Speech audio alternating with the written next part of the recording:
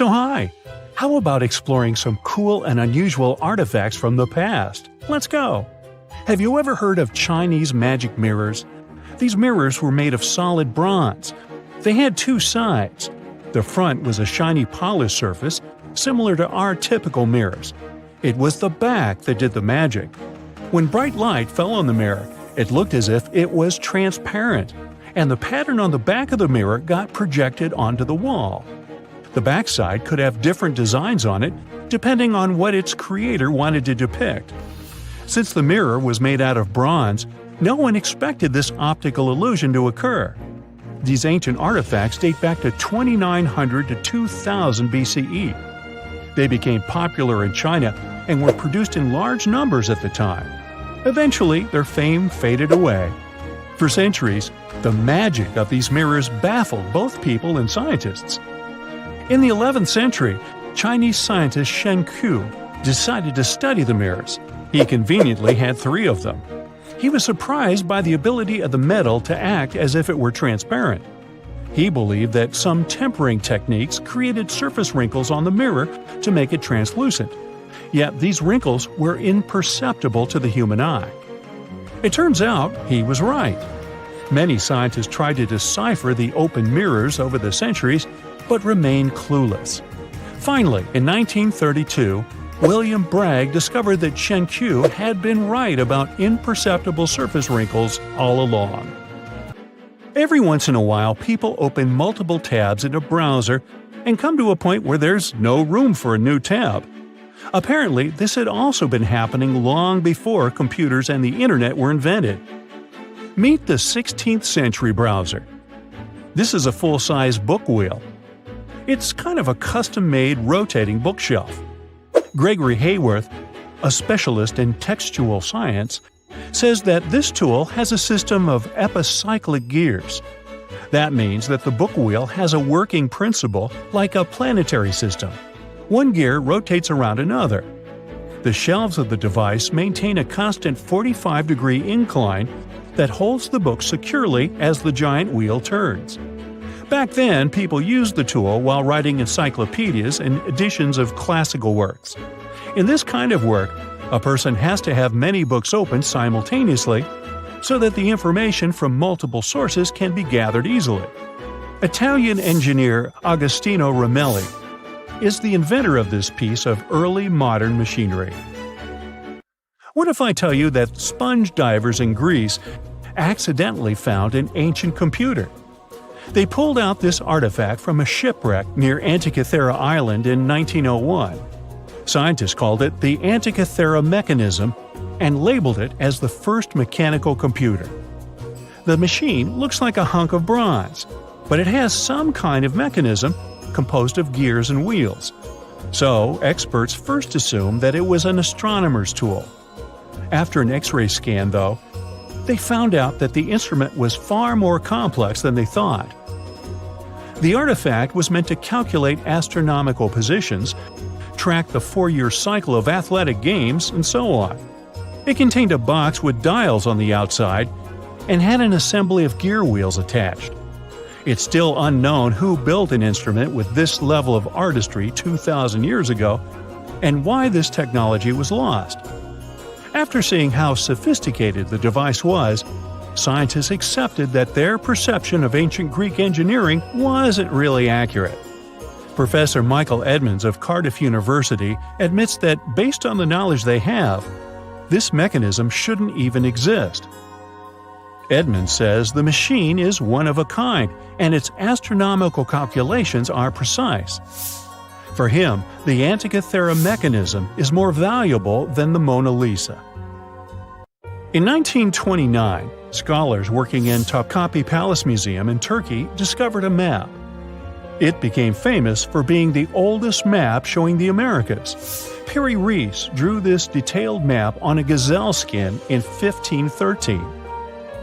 He depicted Europe, North Africa, the coast of Brazil, and several islands, such as the Azores and Canary Islands. The most exciting thing is that he created the map only 21 years after Columbus had set foot in the New World. Well, it was new to him. Perry Reese was a maritime scholar and a successful naval commander leading the Ottoman fleet. Yet, while drawing the map, he relied not only on his expertise in sailing. He created it by assembling and referring to 20 other regional maps, like the Arab map of India, 4 Portuguese maps, and the map of the western parts drawn by Columbus. Yes, the part he got from Columbus raised the heartbeat of many historians.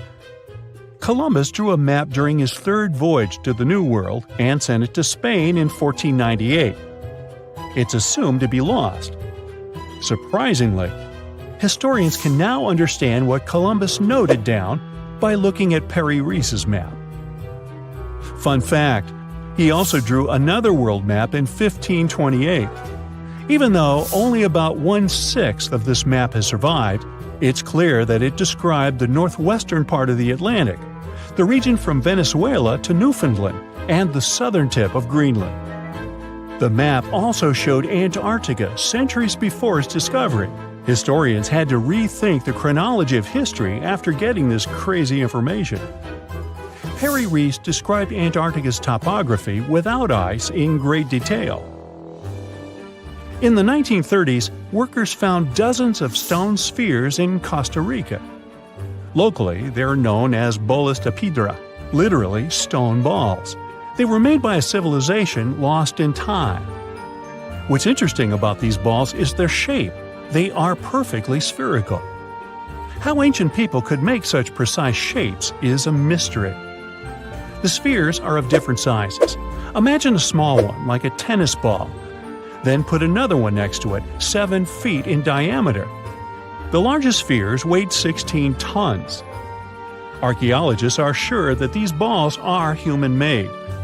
Yet their purpose remains unclear. Some archaeologists claim that the spheres could represent the solar system or could be inspired by various stages of the sun and the moon. Others say that the stone's placement refers to the houses of chiefs. Most of the stone spheres were sculpted from granodiorite. It's a hard rock similar to granite. Experts believe that ancient people used smaller rocks from the same material as tools to shape these spheres. They also think that sculptors probably heated portions of the stones and then cooled them rapidly. This could have helped them to remove the outer layers of rock. Our next one is an ancient battery set found in Iraq in 1936. The set consists of a ceramic pot, a copper cylinder, and an iron rod. At the top, the iron rod is isolated from the copper by asphalt, and both the rod and cylinder fit inside the mouth of the jar.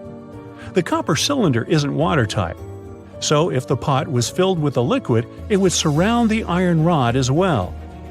Archaeologists focused more on the oxidized iron rod because the vessel just needed to be filled with an acid or alkaline substance to produce an electric charge. After examining this bizarre artifact, an Austrian archaeologist hypothesized that the instrument made use of chemical reactions to generate electrical energy. That's why they likened the instrument to a battery. An ancient civilization might have used it for some kind of electrotherapy. Yet there isn't any electroplated object known from this period. So Koenig's hypothesis was rejected by many archaeologists, but nobody has proven him wrong either. The origin and purpose of the vessel remain unclear to this day. So, want to see the world's oldest art studio? In 2011, archaeologists found 100,000-year-old shells in a South African cave. Those shells were used for paint making. A coating of bright red powder on the inside of a pair of shells is the proof. Archaeologists say they found a complete kit used to produce a pigmented mixture. Now, in a different part of the cave, several paintings were displayed with little price tags on them intended for sale. Nah, just kidding. Although that big one over there would look good over my couch. The most exciting accidental discovery I've made in my life was a $10 bill in my old winter jacket. Some folks are luckier though, as they find underground cities from centuries ago or make inventions that turn them into millionaires. Velcro was invented after a routine walk in the woods. Kellogg's cornflakes were inspired by a chipped tooth, and Plato saved a business empire from falling by chance. Back in 1998, electrical engineer John Williams found something that looked like an electrical plug sticking out of the ground. He started digging and noticed that it was stuck in a small rock. He found it in a rural location in North America, far from civilization, industrial complexes, airports, factories, and electronic plants. This piece of electronics embedded into a solid granite stone got the nickname Enigmalith and a price tag of $500,000. Some scientists are sure it's a big hoax and not a souvenir left by some visitors from space, as Williams claims. But the finder of the rock wanted to prove that it was a real piece of ancient technology, some sort of an electrical connector. If it's not a hoax, then this little find could be proof that humans, or some other civilization from the past, were way more advanced than we ever thought. They must have managed to invent a way to transmit electricity long before humans in the 19th century. He offered scientists to take a look at this find and establish what it really is without breaking the rock open, but there were no takers. Williams consulted an engineer and a geologist, and both confirmed there were no traces of glue on the electronic component. It hasn't been welded either, so it must be as old as the rock, which is around 100,000 years old, according to geological analysis. Dr. John Kellogg had a philosophy of biological living with regular exercise, massage, plenty of water, zero bad habits, caffeine, and no meat. At the end of the 19th century, he looked over a health institute in Michigan. He once whipped up a mix of flour, oats, and cornmeal. He thought that by baking whole grains at high temps, they'd be easier on the stomach and healthier overall. He baked the mix twice and first made cookies, but a patient chipped a tooth on that version. Then he decided to break it into small pieces. It's hard to pinpoint exactly how Kellogg cornflakes came to be, with so many versions of the story floating around. Kellogg's wife, Ella, and his brother Will both claimed they played a role in creating the flakes, along with several other family members and sanitarium staff. The company lore says that it all went down one night in 1898, when some wheat-based cereal dough was left out too long, fermenting in the process.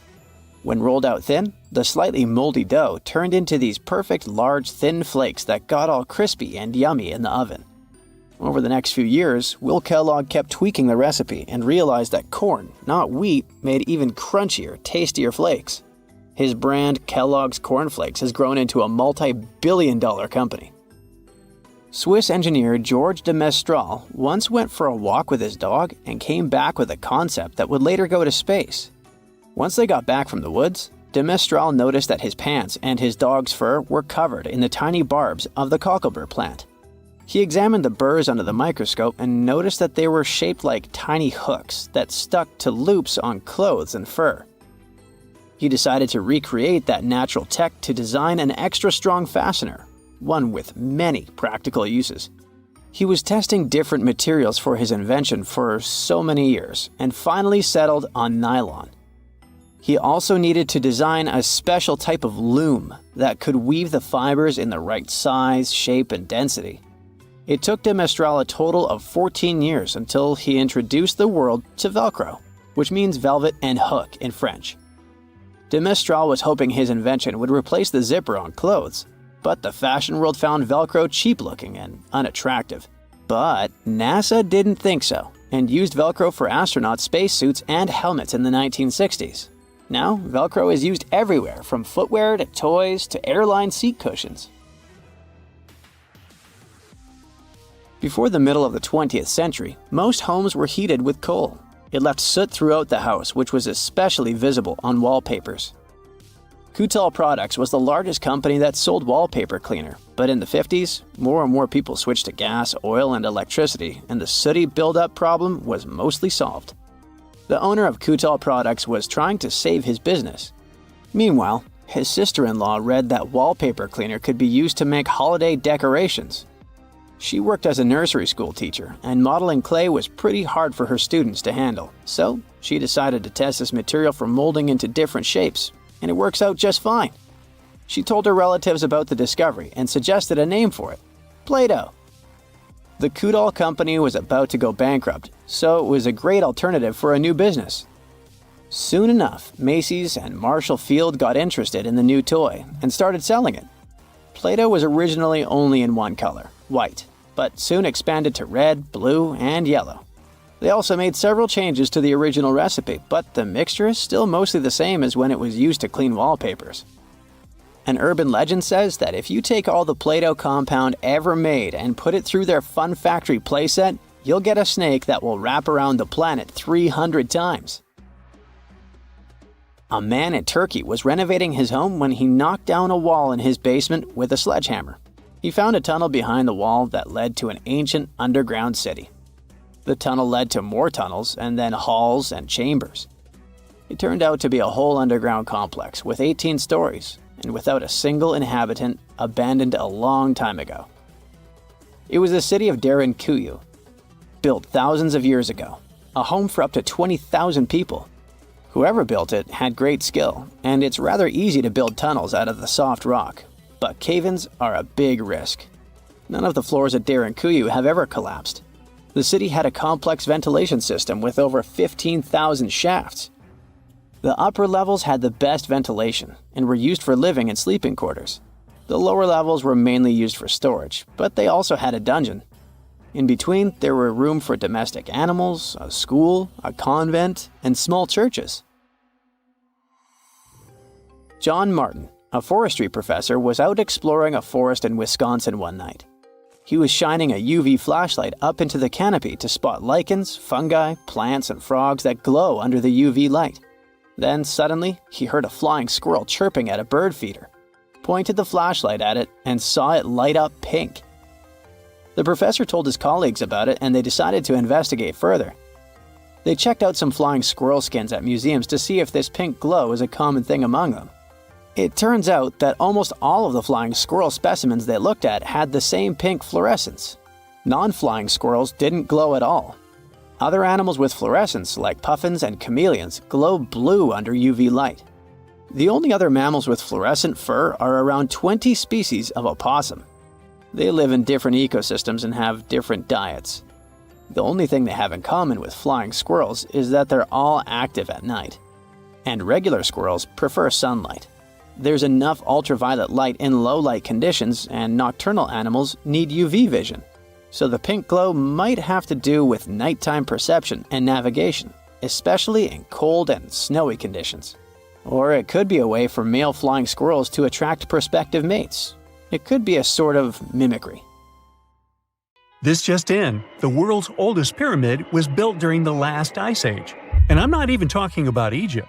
I'm saying our ancestors might have spewed a 27,000-year-old pyramid in West Java. Gunung Padang is not exactly shouting pyramid. It's more of a mound with huge scattered stones tossed all over it.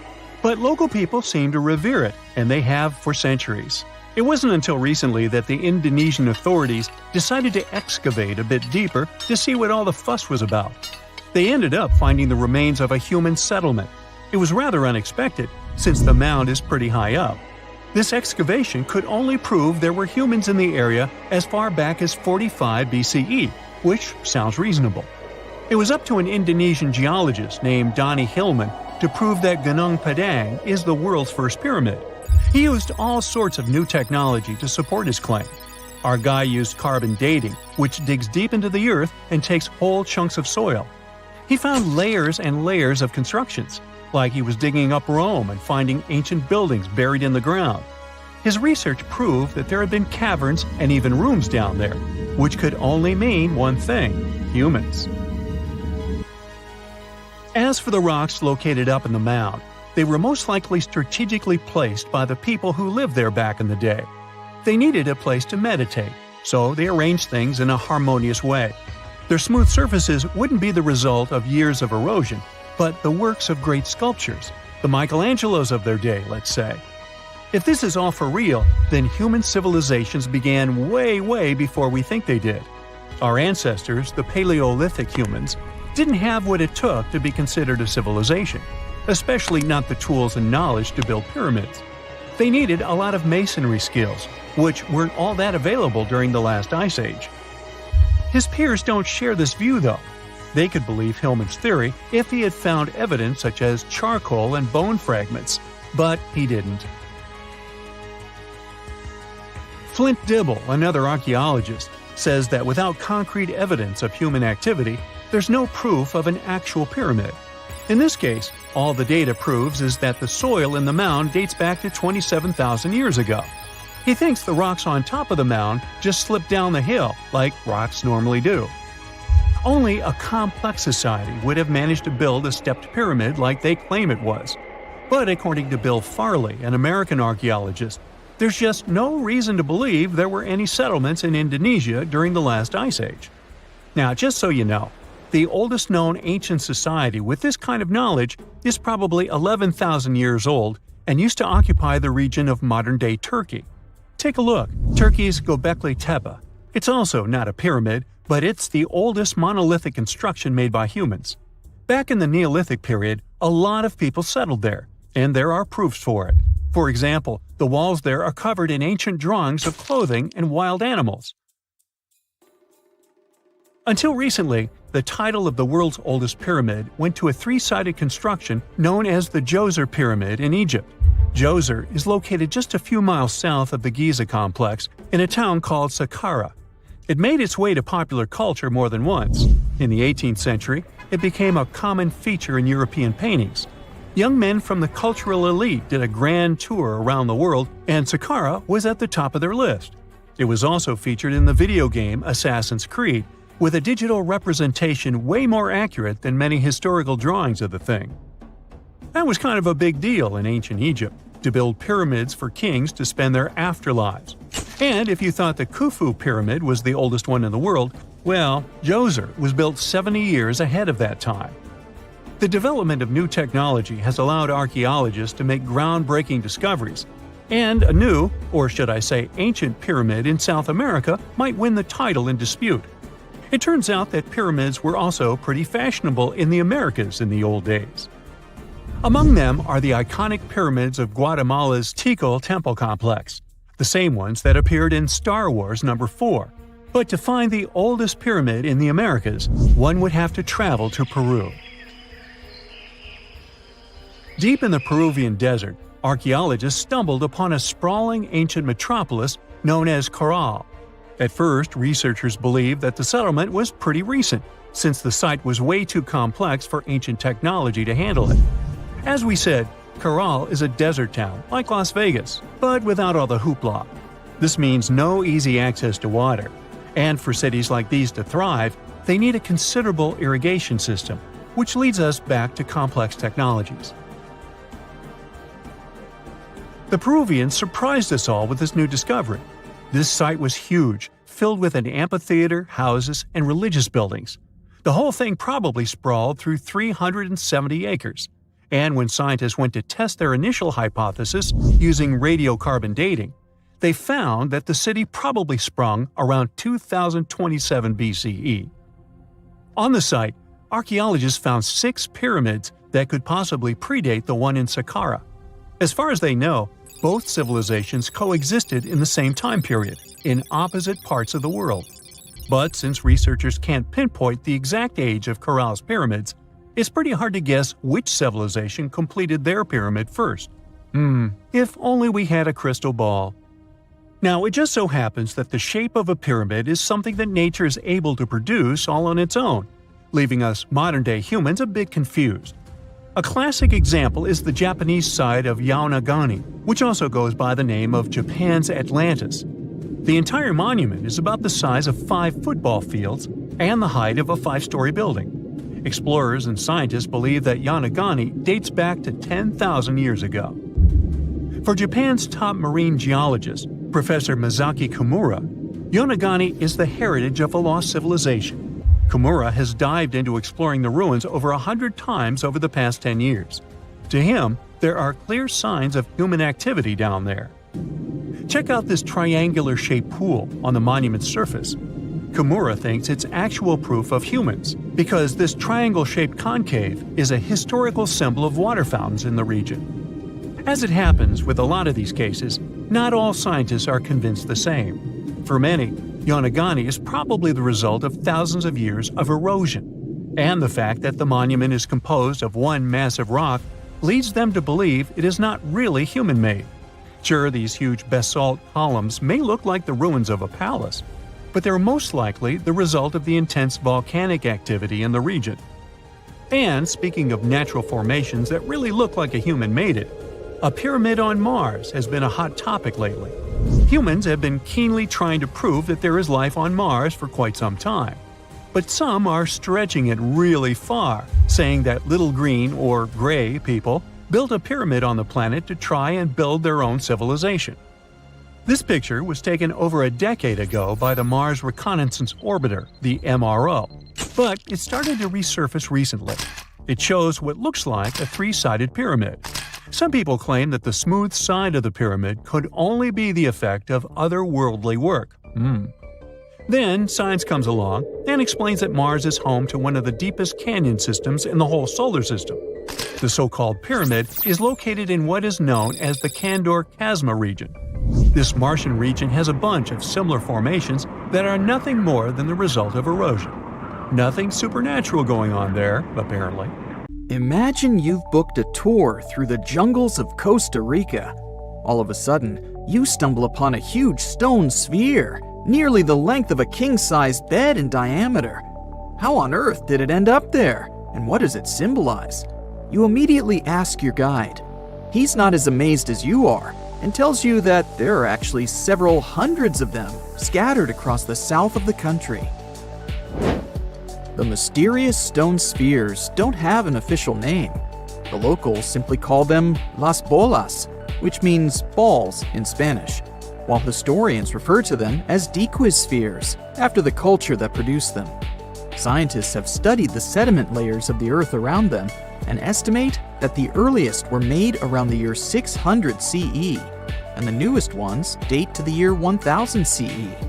Many of the spheres were relocated after their initial discovery, and that's why archaeologists can't date them precisely. The Diquis culture completely disappeared shortly after they were discovered by the Spanish in the 16th century. Unlike the Mayas and the Aztecs, the myths or legends of these peoples didn't survive, so they cannot explain the existence of the mysterious orbs.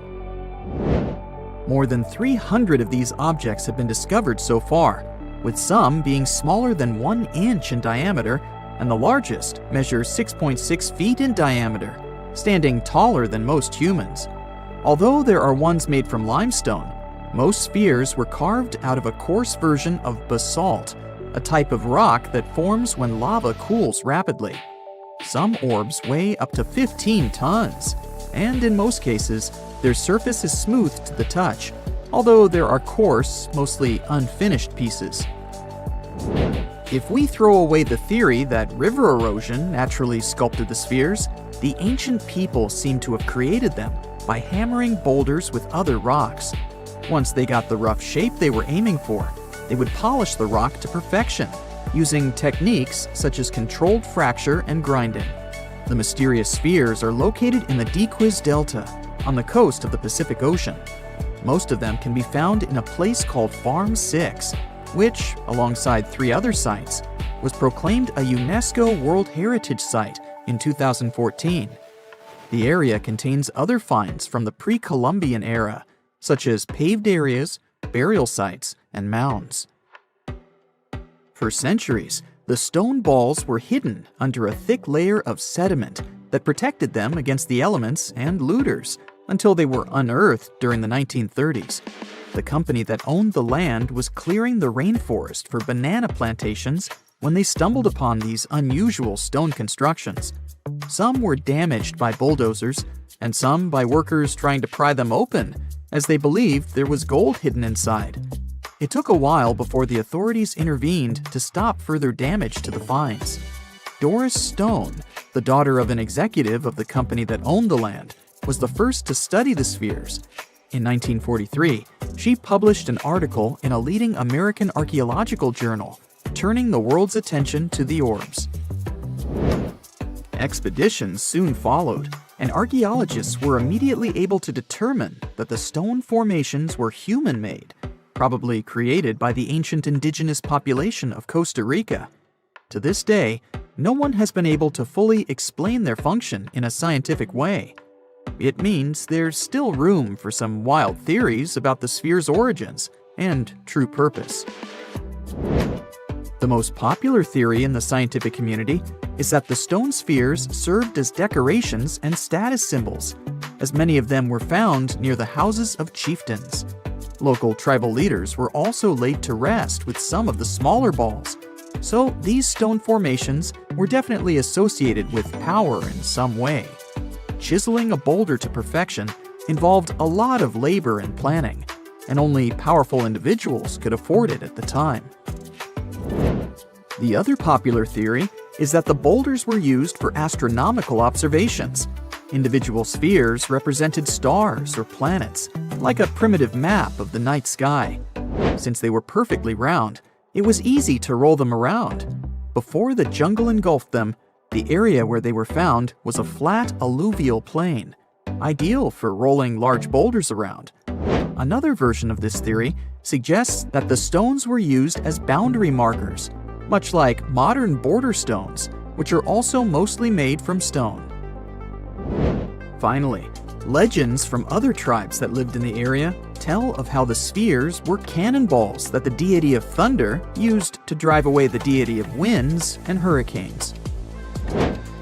We still don't know the original purpose of the Costa Rican spheres, but they remain an important part of the country's national identity. The National Museum in the Costa Rican capital, San Jose, has 6 of them in its courtyard. Many other spheres have become prized garden decorations for wealthy Costa Ricans. There's even one at Harvard University. More than a millennium after they were created, the mysterious stone spheres of Costa Rica are still associated with power and wealth. In terms of numbers, the stone orbs are not perfectly round. They are rated as nearly perfect, at 96% spherical in shape. And while even that is pretty impressive, the spheres of Costa Rica are not the only ones of their kind. Nearly a decade ago, workers came across mysterious giant stone spheres deep underground in a coal mine in northern Asia.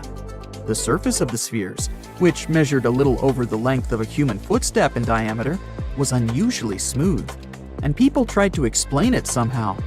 Some were certain they were out of this world, and others suggested the spheres were actually petrified dinosaur eggs.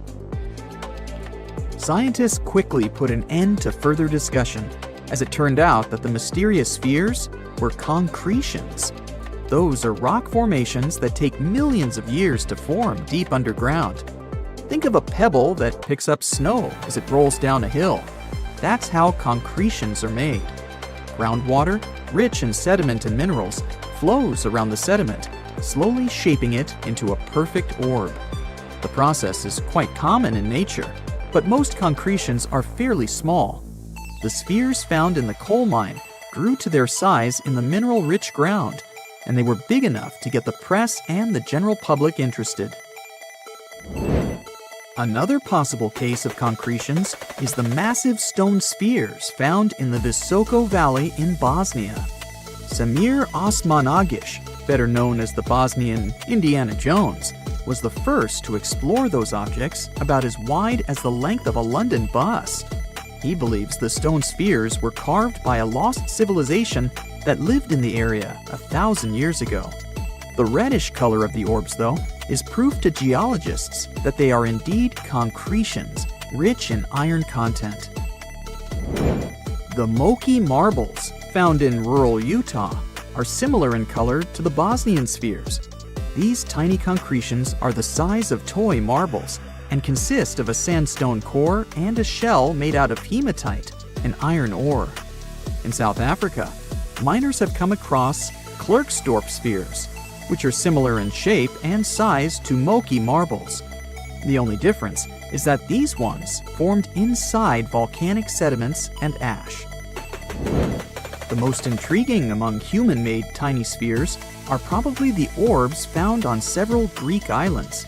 Scientists discovered 700 stones smaller than golf balls near the Bronze Age site of Akrotiri on the island of Santorini. They believe that the finds were between 3,600 and 4,500 years old. When they compared all the stones' variations in size and color, the archaeologists concluded that these enigmatic stones could have easily been the oldest board game ever made. With the help of artificial intelligence, scientists are now trying to work out the rules of this game.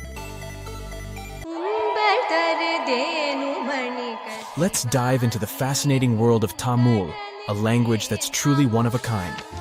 From its vibrant history to its user-friendly nature and its wide coverage, Tamil is a linguistic gem that'll leave you in awe. For starters, Tamil holds the title of being the oldest living language on the planet. I mean, it's been around for more than 5,000 years. It's hard to know if it's truly the oldest language ever, but it sure takes the cake for being the oldest living language still in use today. The word Tamil itself isn't just a one-trick pony. It has multiple meanings up its sleeve. Of course, it refers to the language itself, but it also signifies beauty, sweetness, and even the concept of being natural. Talk about a versatile word. How many people still speak this language today, you might wonder? Tamil is like the rock star of languages in India, with over 84 million native speakers. Globally, almost 90 million people proudly call Tamil their mother tongue. Hold on to your hats, because things are about to get divine. In India, you'll find a temple dedicated to none other than Tamul Tai. Now, Tai means mother, and this deity is considered the personification of the Tamil language as a loving and nurturing parent. This language is also not just limited to its homeland. It's a language that has spread its wings across its neighboring areas. For instance, it's also an official language in Singapore and Sri Lanka. Not to mention, it's also recognized as a minority language in South Africa, Malaysia, and Mauritius. Have you ever wondered how it all started? You know, the whole spoken word shenanigan? And where? It's not like words magically popped out of thin air, right? It must have taken quite some time to develop. Linguists don't have an exact date or any clue about what those ancient languages sounded like, but they believe the first spoken language sprouted up around 100,000 years ago. Unfortunately, since written language only came about 5,000 years ago, we don't have much info on what those early languages sounded like. All we know is that they're somehow related to the languages we speak today. Earth is one massive place. We're talking over 7,000 spoken languages among a population of over 7 billion. Sounds like a lot, right? Well, historically speaking, that's not too many. In fact, many languages are gradually fading away, being replaced by their respective countries' official languages. People are hopping on the bandwagon of learning the dominant language for better educational and economic opportunities. Eventually, we might end up with a global language to rule them all. At the moment, the most used language in the world is English. But hey, it wasn't always like this. Back in the day, before the world became one huge linked web, there were oodles of small nations and communities scattered all over the globe. That means there were probably hundreds of thousands of languages evolving just like living organisms. But let's travel back in time for a bit, shall we? Picture a bunch of early humans roaming the land in their little tribes and communities. Within these groups, language became the bee's knees, the go-to for communication. It was crucial for their hunter-gatherer lifestyle.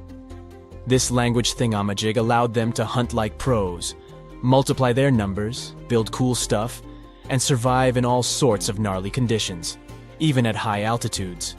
Plus, it gave them a leg up on their rivals, like the Neanderthals. Sure, those folks may have been smarter and stronger, but it's widely believed they didn't gather together as Homo sapiens did. And so, about 40,000 years ago, poof, bye-bye Neanderthals.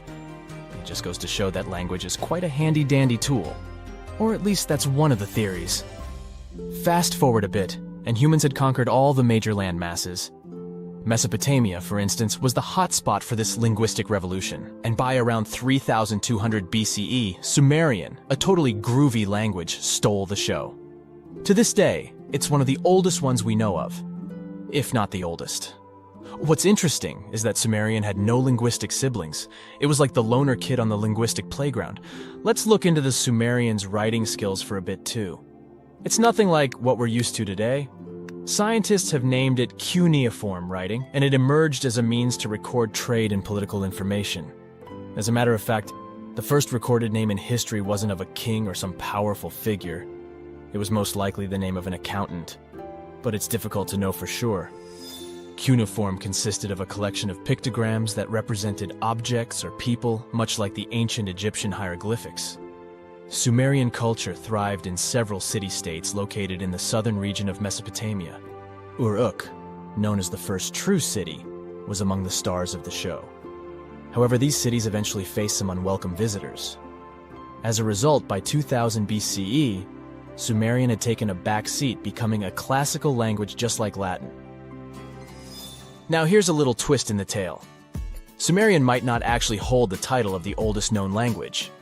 Egyptian, for instance, emerged around the same time as the Sumerian civilization, but along the banks of the Nile. This ancient language also made use of pictograms in its writing system, but it did undergo some serious transformations due to its interactions with neighboring languages like ancient Greek, Persian, and Latin. By the time of Roman occupation, Egyptian had become a dead language, gradually replaced by Greek. Now let's give a special shout out to another one of those old languages that are still spoken today, Hebrew. This remarkable language has been around for over 3,000 years and has managed to remain relatively unchanged throughout its long history. Hebrew is one of the official languages in Israel, and around 63% of the population in this country speaks it. Also, there are approximately 6.1 million people all over the world who can proudly say that Hebrew is their first language.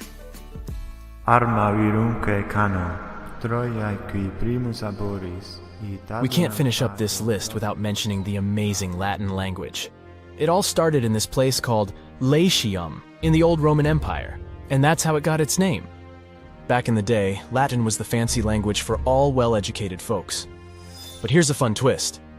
The Latin of yesteryear was a bit different from what we can check out in ancient books today. The alphabet they used was a total rebel, and they even wrote from right to left.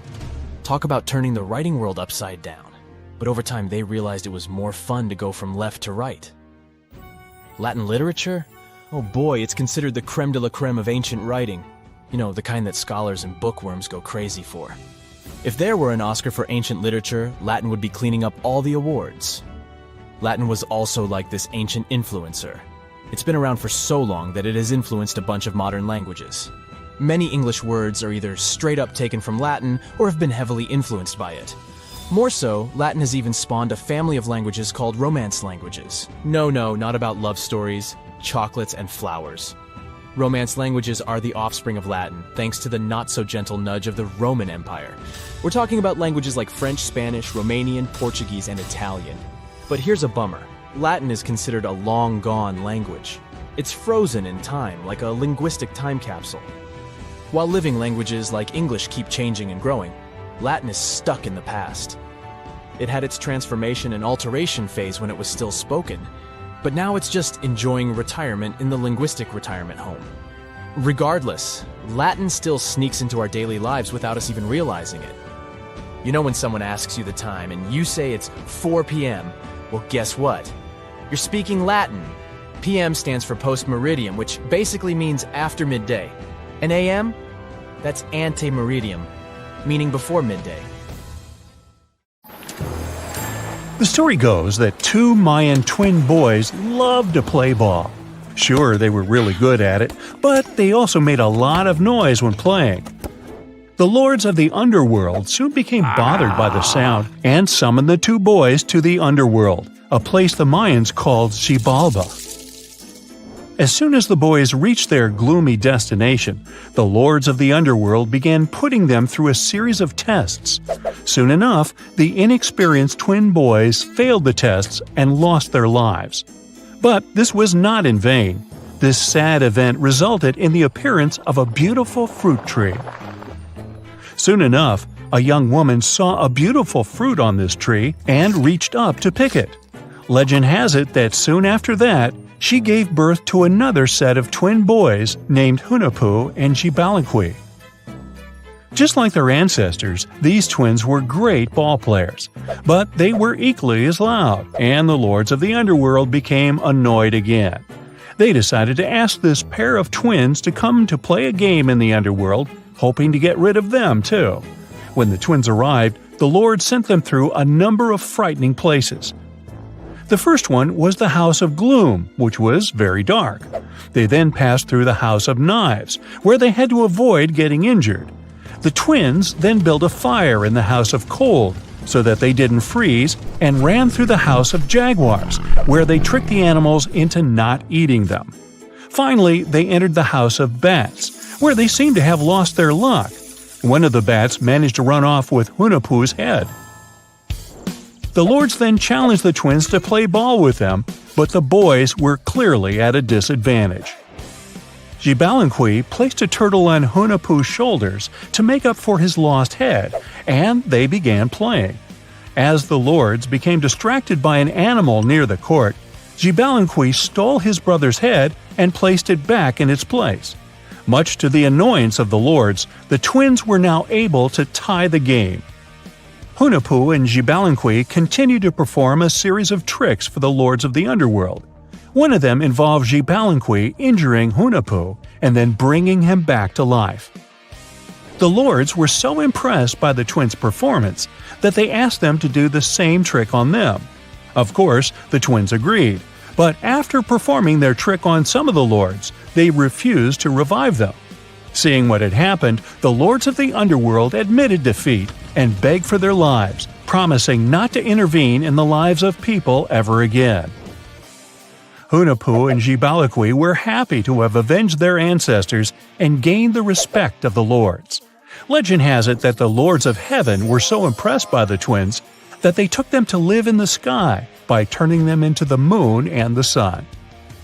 The Maya civilization was one of the most dominant indigenous societies in history, and their folklore and traditions are still discovered and studied today. They used to live in a territory called Mesoamerica. It was made up of modern-day Mexico and parts of Central America like Guatemala, Belize, Honduras, Yucatan Peninsula, and El Salvador. They lived from 1800 to 900 BCE and up to 900 to 1500 CE. Apart from their impressive legends, the Maya were very skilled inventors. They're known for their calendars, writing systems, farming methods, and sports. Their writing, for example, was found preserved on buildings and stone monuments, as well as in rare books and pottery. It's a system made out of more than 800 hieroglyphics in various combinations. Each of those signs was said to represent a syllable. Their writing system was deciphered by accident by Tatiana Proskorakov, an American woman who initially studied to be an architect. Since she didn't find a job in her field, she eventually became a Mayanist in her own right, despite not being academically trained. She was the first to notice that the Mayan upended frog glyph meant birth, and that their toothache glyph meant the date when the king ascended to the throne. It made it easier for scientists to pinpoint birthdays, as well as the names of the rulers of a specific Mayan dynasty. They also invented the concept of zero, which is seen as one of the greatest innovations in mathematics, physics, and human history altogether. Sure, even back then, people understood the idea of having nothing, but the concept of zero as a number is a relatively new invention. A fun fact about Mayans is that they really liked hats. The bigger your hat was, the more important you looked. Not only was it a sort of fashion statement, but it also made them look taller, which was a big deal for their aesthetic. The Mayans also came up with one of the most intricate and complex calendars in human history. It was the first to use zero as a placeholder.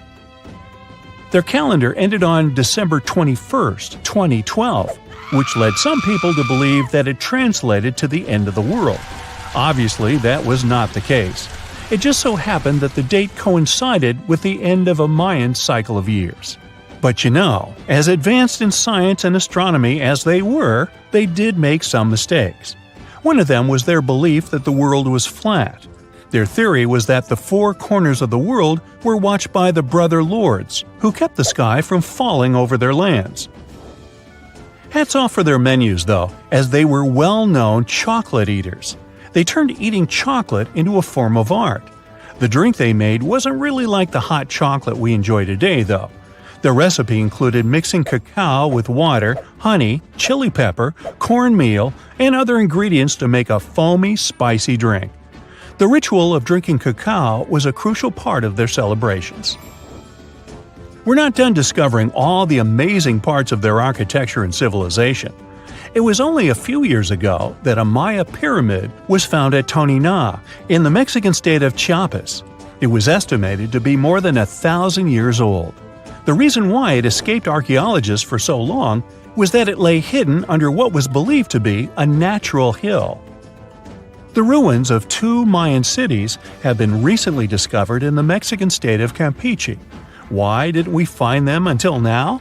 Well, they were concealed by really thick vegetation, which made it difficult for archaeologists to reach them. The Mayans didn't just disappear.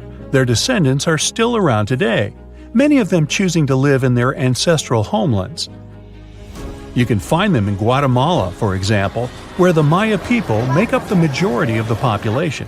Overall, the Maya ethnic group contains people that speak different Mayan languages, such as Yucatec, Quiche, Quechua, or Mopan. They had no idea what a spa day was, but the Mayans really enjoyed a nice sweat once in a while. Sweat lodges were discovered around ancient Mayan sites. They were built out of stone or adobe. These rooms were an essential part of their cleansing and healthcare rituals. One of the earliest sweat lodges was found in Quello in northern Belize and appeared to date back 3,000 years. One of the most important parts of the Mayan culture was a ball game which they named Pix. It had both political and spiritual significance. We can see ball courts at important parts of Mayan archaeological sites. The main goal of the game was to pass a rubber ball through a very high stone hoop without using your hands. Basically, it was a combination of soccer and basketball. However, it could have serious consequences. The loser could, at times, even lose his own life. Ooh, high stakes indeed. Because of this game and the need for bouncy balls, the Mayan people were some of the first cultures to use rubber. They made it using natural latex. There were different kinds of rubber depending on what natural substances the latex was mixed with. And that, my friend, is the way the ball bounces. Sorry, but you know me, I just couldn't resist. Canada is known for its snowy mountains, untouched forests, pristine lakes, friendly, helpful people, eh? And that delicious maple syrup. Now they get to add something else to the list: the world's oldest water. Back in 2016, researchers drilled down 1.9 miles and found an ancient pool of water at Kidmine, Ontario. The water was believed to be at least 2 billion years old. Not fresh water. The water was found bubbling up in caverns deep underground, inside the 3 million square miles of the Canadian Shield, one of the world's largest geological continental shields. The area endures very little plate tectonic activity, possibly explaining how the water remained untouched for so long. Scientists and researchers analyzed the water and found dissolved gases of helium, argon, xenon, and neon, untouched by any outside source. There were even traces of microbes dating back billions of years. This was a stunning find for science that allowed us to gaze back in time at a lost world. If life-supporting water can be found miles below the Earth, it could be possible to find the same thing on other planets like Mars, Saturn, and Jupiter's moons as well. Point Nemo is the furthest point from land on Earth, officially called the Oceanic Point of Inaccessibility, kind of like my parking space. It's so far from land that the closest humans to it are usually astronauts. The International Space Station orbits the Earth from around 250 miles away, while the closest populated spot to Point Nemo on Earth is more than 1,670 miles in all directions. Since its real title is a bit long, it was nicknamed Point Nemo after Captain Nemo from Jules Verne's 20,000 Leagues Under the Sea. Nemo means no one in Latin, which suits this area perfectly because there's no people around. The Crooked Forest is found in Gryfino, Poland. It's a grove of 400 unusually curved pine trees that were planted around the 1930s. They bend northwards at a sharp 90-degree angle from the tree's base, but then remarkably turn back to grow straight up into the sky. Some of the curves reach out 3 to 9 feet sideways, but the trees are healthy and many grow to nearly 50 feet tall. These crooked pines are surrounded by a larger forest of straight-growing pines. There's no explanation as to why they're bent the way they are. The theories for this strange development range from weather conditions to human intervention, but no one knows for sure. The Hamza River is one of the longest and widest rivers in the world, and it sits right underneath the Amazon River itself. At a depth of 2.5 miles, this river flows a little more than a trickle compared to the great river above it. The push of the Amazon River's water into the Atlantic is around 35 million gallons per second, while the Hamza only manages 1 million gallons per second. Either way, there's no choice but to go with the flow. Around the same length as the Amazon itself, 3,700 miles, it's the width that stunned the science world. It's 125 to 250 miles wide, compared to the Amazon's width of about 1/2 mile to 60 miles wide. The Cave of Crystals was discovered in 2000 when miners drained water from a zinc mine in Chihuahua, Mexico. The state, not the dog. What scientists found was an enchanting cave filled with colossal gypsum crystals that were larger than 33 feet and over 3 feet wide. They were so pure that scientists were unable to work out how old they were, but researchers believe they discovered a 50,000-year-old sample of bacteria inside one of the crystals. Also known as the River of Five Colors, Caño Cristales is one of the most amazing natural wonders in all of Colombia. The area is filled with waterfalls, pools, and caverns, but the river itself is the true wonder. Every year, between June and November, the river hypnotizes spectators with amazing yellows, greens, blues, blacks, and red shades to create a liquid rainbow. A red plant that grows in the riverbed is the main cause of this unique phenomenon. Other colors come from the black rocks, green algae, clear water, and yellow sand, producing a pearly effect. The colors change every year because of the plant's growth from rainfall, temperature, and sunlight. During the rest of the year, the riverbed appears in a dull green hue. Scientists in Hawaii discovered that red algae were making sounds in the waters around coral reefs. The noise was believed to come from the loud snapping shrimp, until researchers put the sound and presence of algae together and started monitoring the bubbles. As the algae use photosynthesis for food, they produce tiny bubbles that collect on their surfaces. When the bubbles separate off the plant, they make a ping or popping sound. Reefs can be smothered and suffocate if they're covered by too many algae. Discovering that photosynthesis makes a sound could be useful for the reef's preservation. The algae could provide early warnings for scientists, so they can stop these vulnerable areas from being overrun. After heavy rains and seismic activity hit Kenya's Great Rift Valley in March 2018, a vast chasm expanded across the land. The rift measured quite a few miles long and was over 50 feet wide in some parts. Essentially, it was tearing Africa in two. Africa sits on two tectonic plates, the Nubian and the Somali plate. Deep below Earth's surface, driven by the active mantle, the plates are being pulled apart. This creates the huge, extraordinary rifts we see on the surface. It will take millions of years for the large continent to actually separate into two pieces. I won't be around then. But when it does, it'll also create a new ocean basin. The Eucalyptus deglupta thrive in the tropical forests of Indonesia, Papua New Guinea, and the Philippines, and they're like something straight out of a video game or fantasy movie. Growing up to an enormous height of 250 feet in its native environment, this one-of-a-kind tree has bark that displays green, bright blue, orange, purple, and red streaks as it ages, kinda like me. As strips of bark fall away, the tree's colors change, and the bright green inner bark is revealed. Off of the beautiful island of Mauritius in the Indian Ocean, there's a spectacular view that has to be seen to believe. You'll need to hop on a plane to get a bird's-eye view, though. What looks like an underwater waterfall is actually sand from the shores being pushed off of a high coastal shelf by ocean currents. It falls all the way into the deep dark depths of the ocean on the southernmost tip of the island. Most of the ocean waters around the island are only 26 to 490 feet deep, but this deep plunge drops down a few miles, creating the illusion of a waterfall. This oceanic shelf didn't exist a few million years ago. but seafloor spreading has created this quite recently. The walking trees of the Amazon are one of the most unique and puzzling ways plants move to get to the perfect spot for everything they need. These trees walk by allowing the new roots to replace the older ones while searching for more sunlight in the dense forest. As the roots fix themselves into the new soil, the tree bends towards the new roots, leaving the old roots to slowly rise. Traveling to a new place with better sunlight and more solid ground can take a couple of years. This is because they only move around 0.8 of an inch a day, or around 65 feet a year. Now you can just imagine this going on in your front yard. You plant the tree here, and next year it's all the way over there. Ah well. Down in southern Costa Rica, 300 stone petrospheres are dotted all over the forest. Some weigh as much as a bowling ball, while others can be up to 15 tons. Their purpose and how they were made so long ago are lost to us. Discovered in the 1930s, a lot of them were removed and transported around the world.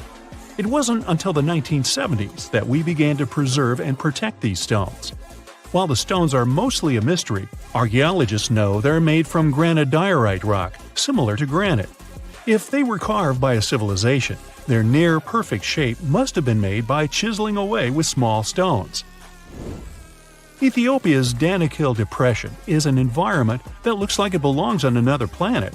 Filled with lava pools, bright neon-colored hot springs, and vast salt flats, it's also the contender for the hottest year-round temperature of 93 degrees Fahrenheit. Poisonous gases fill the area with hot springs filled with acid. Worse, it only receives up to 8 inches of annual rainfall. It's also one of the lowest places on the planet, at 410 feet below sea level. No wonder it's one of the most inhospitable places on the planet. Hey, sounds great. No crowds. Let's go. For more than 3,000 years, the gold mask of Pharaoh Tutankhamun stayed hidden in the Valley of the Kings. This artifact, which stands about 21 inches tall, shows how skilled and artistic the ancient Egyptians were. But nobody expected that X-rays would reveal its biggest secret. King Tut was the last ruler of his family during the 18th dynasty. He took the throne at just 9 years old, but ruled for only 10 years before he passed away unexpectedly. If we're being honest, back in ancient Egypt, he was mostly forgotten by the rulers who came after him. His tomb wasn't a big deal for them, so much so that even the grave robbers forgot about him. It might sound a bit sad, but the truth is that it was actually great news for us. Since his tomb was practically forgotten, it ended up being perfectly preserved. While the other tombs in the Valley of the Kings were looted, his remained sealed and untouched. So when it was discovered back in 1922, it had over 5,000 precious objects inside. That made Tutankhamun basically an instant celebrity and one of the best-known pharaohs nowadays. Among the treasures was the most stunning piece, his golden mask. This mask is said to be an exact image of the king's face, or at least it was supposed to be, but we'll get to that later. The purpose of this accurate representation of his face was to make sure that his soul would recognize him in the afterlife and return to his mummified body. In ancient Egyptian beliefs, this would allow him to continue living in the afterlife. The details of the mask clearly looked incredibly difficult to create, but people didn't realize how complex it truly was until many years later. The first X-rays of the mask were taken in 1967. Back then, the main reason for these scans was practical – conservation. The mask was heading to Paris for an exhibition, and it was the first time it had ever left Paris. This would help them keep track of any changes during the exhibit. Plus, the images could give clues about how the mask was made. But back then, they probably didn't fully realize just how complex its construction was. I mean, Egyptian goldsmiths didn't use modern soldering techniques. So, how did they make this mask? New X-rays taken in 2007 gave us some answers. It turned out the Egyptians didn't use pure gold, which is 24 carats. The mask was actually made of 23-karat gold, meaning it was mixed with another material. So specialists discovered that the gold sheets contained a small amount of copper, a reddish-brown metal. This was likely done to make the material more flexible and easier to shape. They would then shape the gold sheets by heating and hammering them over and over again. But there was one more secret inside the mask that wasn't discovered until 2015. The year before, the staff at Cairo's Egyptian Museum were working on the mask display when the long beard of the mask accidentally got knocked off. Another theory is that the beard had become loose over time and just fell off. Either way, the fact that King Tut's beard came off caused a lot of stress. After all, we're talking about one of Cairo's biggest tourist attractions, so the experts had to fix the problem quickly. The restoration process started with a detailed recording of the mask's condition. To do this, they had to take a full three-dimensional scan of the artifact. And, by accident, they found something very interesting in the mask. Inside the royal beard, there is a gold tube, an intriguing structure that the Egyptians likely used to attach the beard to the rest of the mask. And that proved, once again, that the process of making this mask was even more complex than experts thought. But the mysteries don't stop there. Remember how we mentioned that the mask was thought to perfectly represent King Tutankhamun's face? Well, that might not be entirely true. Some popular theories suggest the mask was never meant for him and was actually made for someone else. A study published in 2015 suggested the mask was originally made for a female pharaoh, his supposed stepmother, the famous and beautiful Egyptian queen Nefertiti. The biggest clue comes from an inscription on the mask. At first glance, it seemed to belong to Tutankhamun. But after a close examination, researchers noted that something else was actually written underneath King Tut's name. The royal name stamp seems to have been altered, and originally it had something written on it that translates to Queen Nefertiti. There is another feature of King Tut's golden mask that was overlooked for years, which adds even more mystery. As we mentioned earlier, experts believe he wasn't respected much by the pharaohs who came after him. And one of the clues that made archaeologists think this is the pierced ears on the mask. Some researchers believe that King Tutankhamun wouldn't have worn earrings after he was a kid. So, according to their theory, by the time he passed away at 18, he shouldn't have been represented with pierced ears. This could also support the idea that the mask originally belonged to Nefertiti, or maybe to someone who wasn't even connected to King Tut. But the mask isn't the only source of mystery. In fact, his whole tomb is full of puzzles. Recently, historians found a sign that the place where King Tut was supposed to be buried was changed at the last minute. For years, experts wonder why a pharaoh who ruled for 9 years ended up in such a simple tomb. When compared to the grandeur of other pharaohs' tombs, his tomb seemed, well, a bit plain. The idea that a king like Tutankhamun would have such an unremarkable resting place just doesn't match up with the power and importance he must have had in ancient Egypt. So, what happened? Well, apparently, this might have something to do with his successor, Pharaoh I. After King Tutankhamun passed away, researchers believe that I made sure to erase him from Egypt's history. So, one theory suggests that he was probably behind the quick decision to place King Tut's body in a smaller, less impressive tomb. When experts looked at I's own tomb, they found something interesting. There is a large wall covered in painted baboons. This is the same type of artwork found in Tutankhamun's tomb. It seems like the same person might have chosen the artwork for both tombs. Now, the design and decoration of the two tombs are almost identical, suggesting there was a shared hand behind both. But there is one key difference. I's tomb is fit for a king. It's much bigger and more impressive, even though the style and artwork are similar to what you see in Tutankhamun's tomb.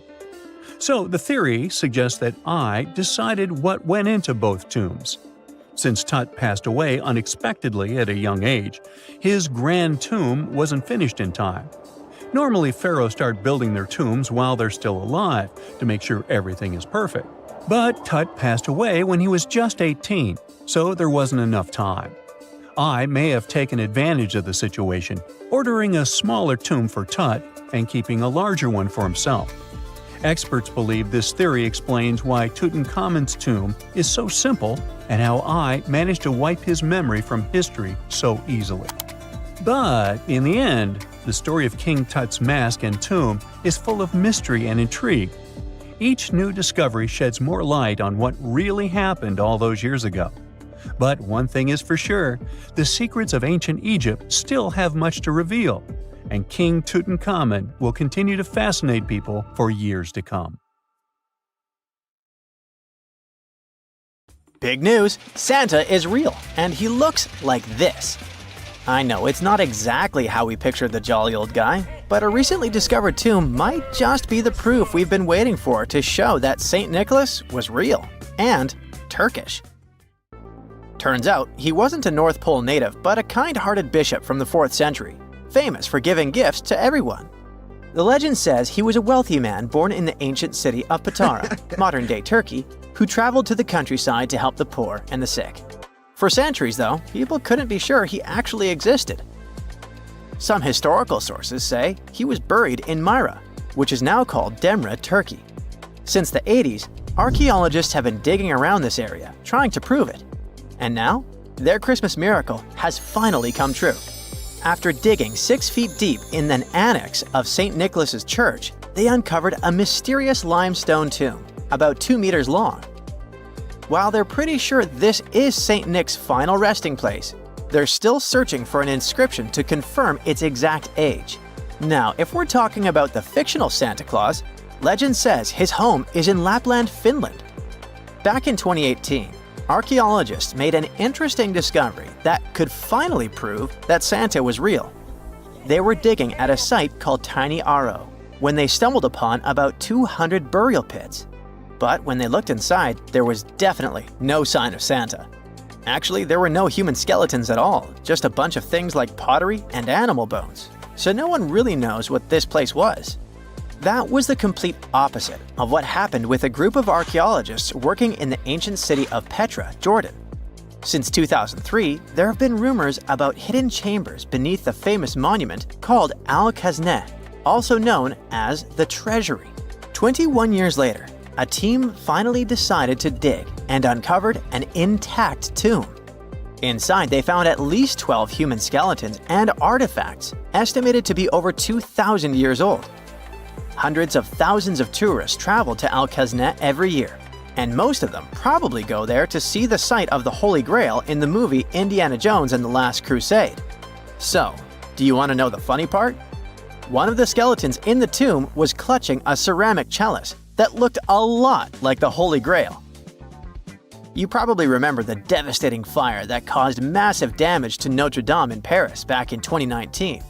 Because of that, the building, originally built between the 12th and 13th centuries, had to be restructured.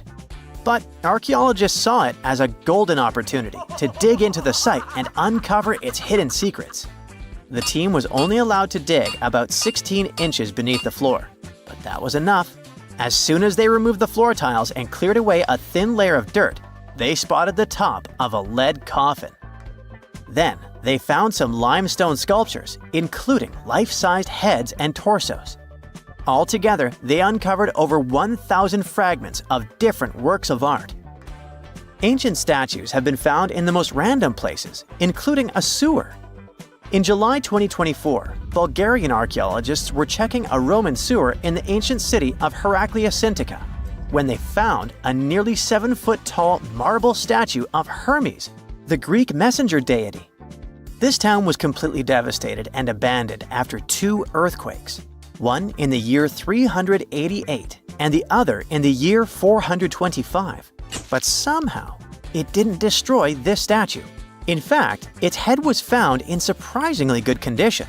Finding ancient artwork is definitely fascinating, but imagine stumbling upon an entire hidden city in the Amazon rainforest.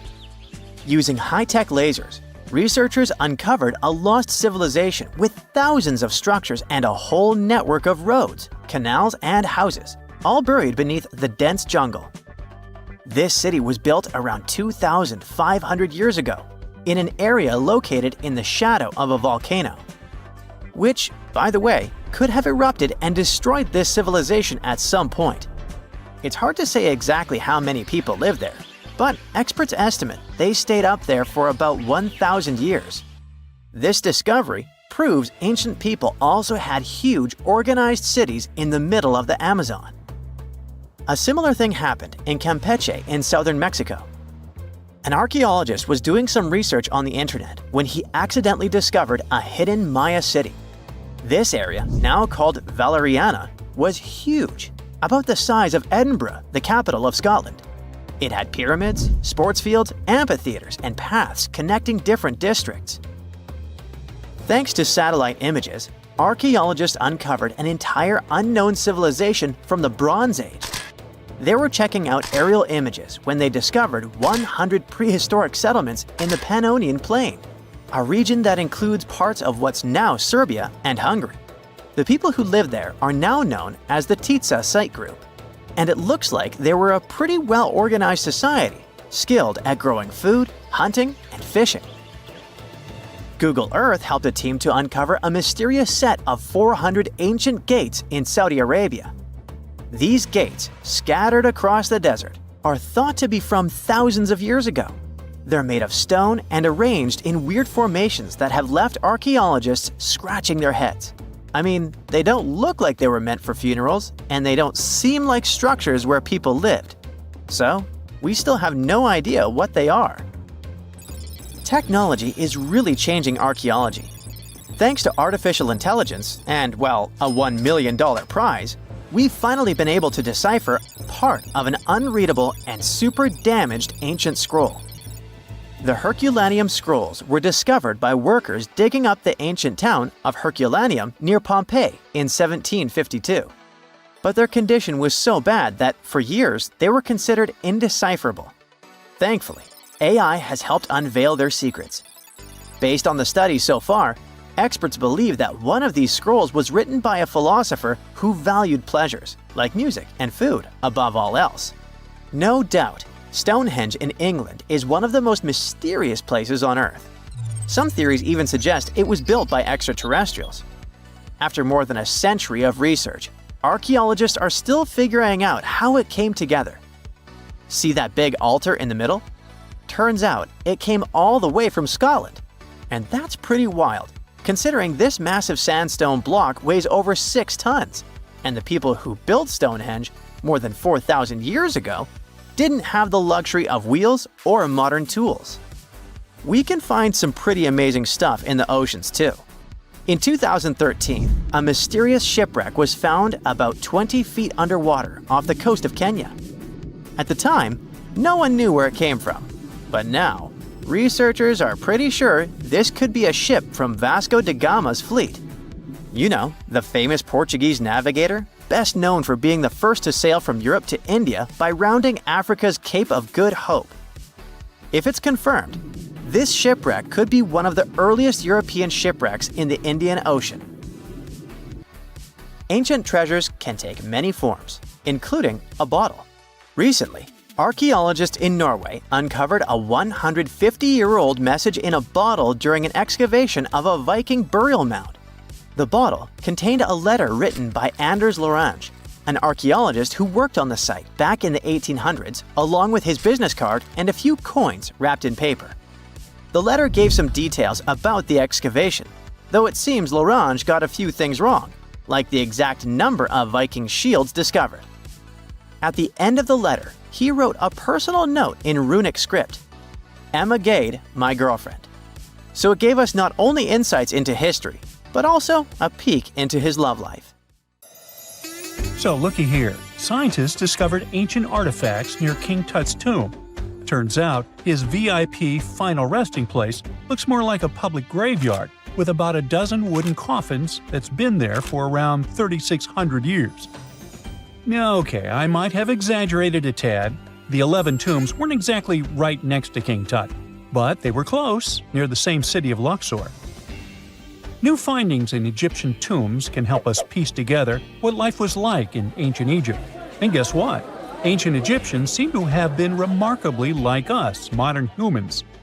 Say, the women have always loved jewelry, and archaeologists retrieved a beautifully made necklace with 30 amethyst beads and 2 agate beads, plus a hippo head amulet. Bet it was all the rage back then. Researchers also discovered 2 copper mirrors. One had a handle shaped like a lotus, and the other was decorated with Hathor, the ancient Egyptian deity of the sky, women, fertility, and love. These recent excavations near Tutankhamun's burial site led to another jaw-dropping revelation. For the first time in thousands of years, fragments of Queen Hatshepsut's Valley Temple were uncovered. This fearless woman was thought to be the second female pharaoh, who ruled with both courage and wisdom, leaving a legacy as solid as the stones themselves. Her temple, hidden for ages, opens a window into a time filled with power, intrigue, and spiritual devotion. Archaeologists found over 1,000 beautifully decorated stone blocks on the outskirts of Hatshepsut's funerary temple. There were a very few women who managed to take the throne in ancient Egypt. Another tomb was found nearby, and it belonged to the overseer of Queen Teti Sheri's palace, whose name was Jehuti-Mez. Queen Hatshepsut seems to have even more tombs, aces up her sleeve. These tombs were carved into the rock instead of being built as pyramids, showing a unique ancient perspective on how to protect the soul in the afterlife. Experts managed to retrieve some cool ancient pieces from the site. Toys made of clay, mummy masks, winged scarabs, and some amulets. Sadly, there surely used to be way more artifacts, but over the last centuries, there have been people other than archaeologists to stumble upon this site. It's likely that looters got to these tombs before them and may have taken some valuable items. But they did leave behind some cool stuff for the researchers, like pottery used for offerings of bread and meat, along with archers' bows that connect the tomb's owners to the Egyptian military. Meanwhile, soul protection is way more important than you might think, especially if you're roaming around Luxor looking for ancient secrets. You aren't scared of King Tut's curse, are you? Let me tell you what happened to those who weren't scared, but promise me to take it with a dash of salt, okay?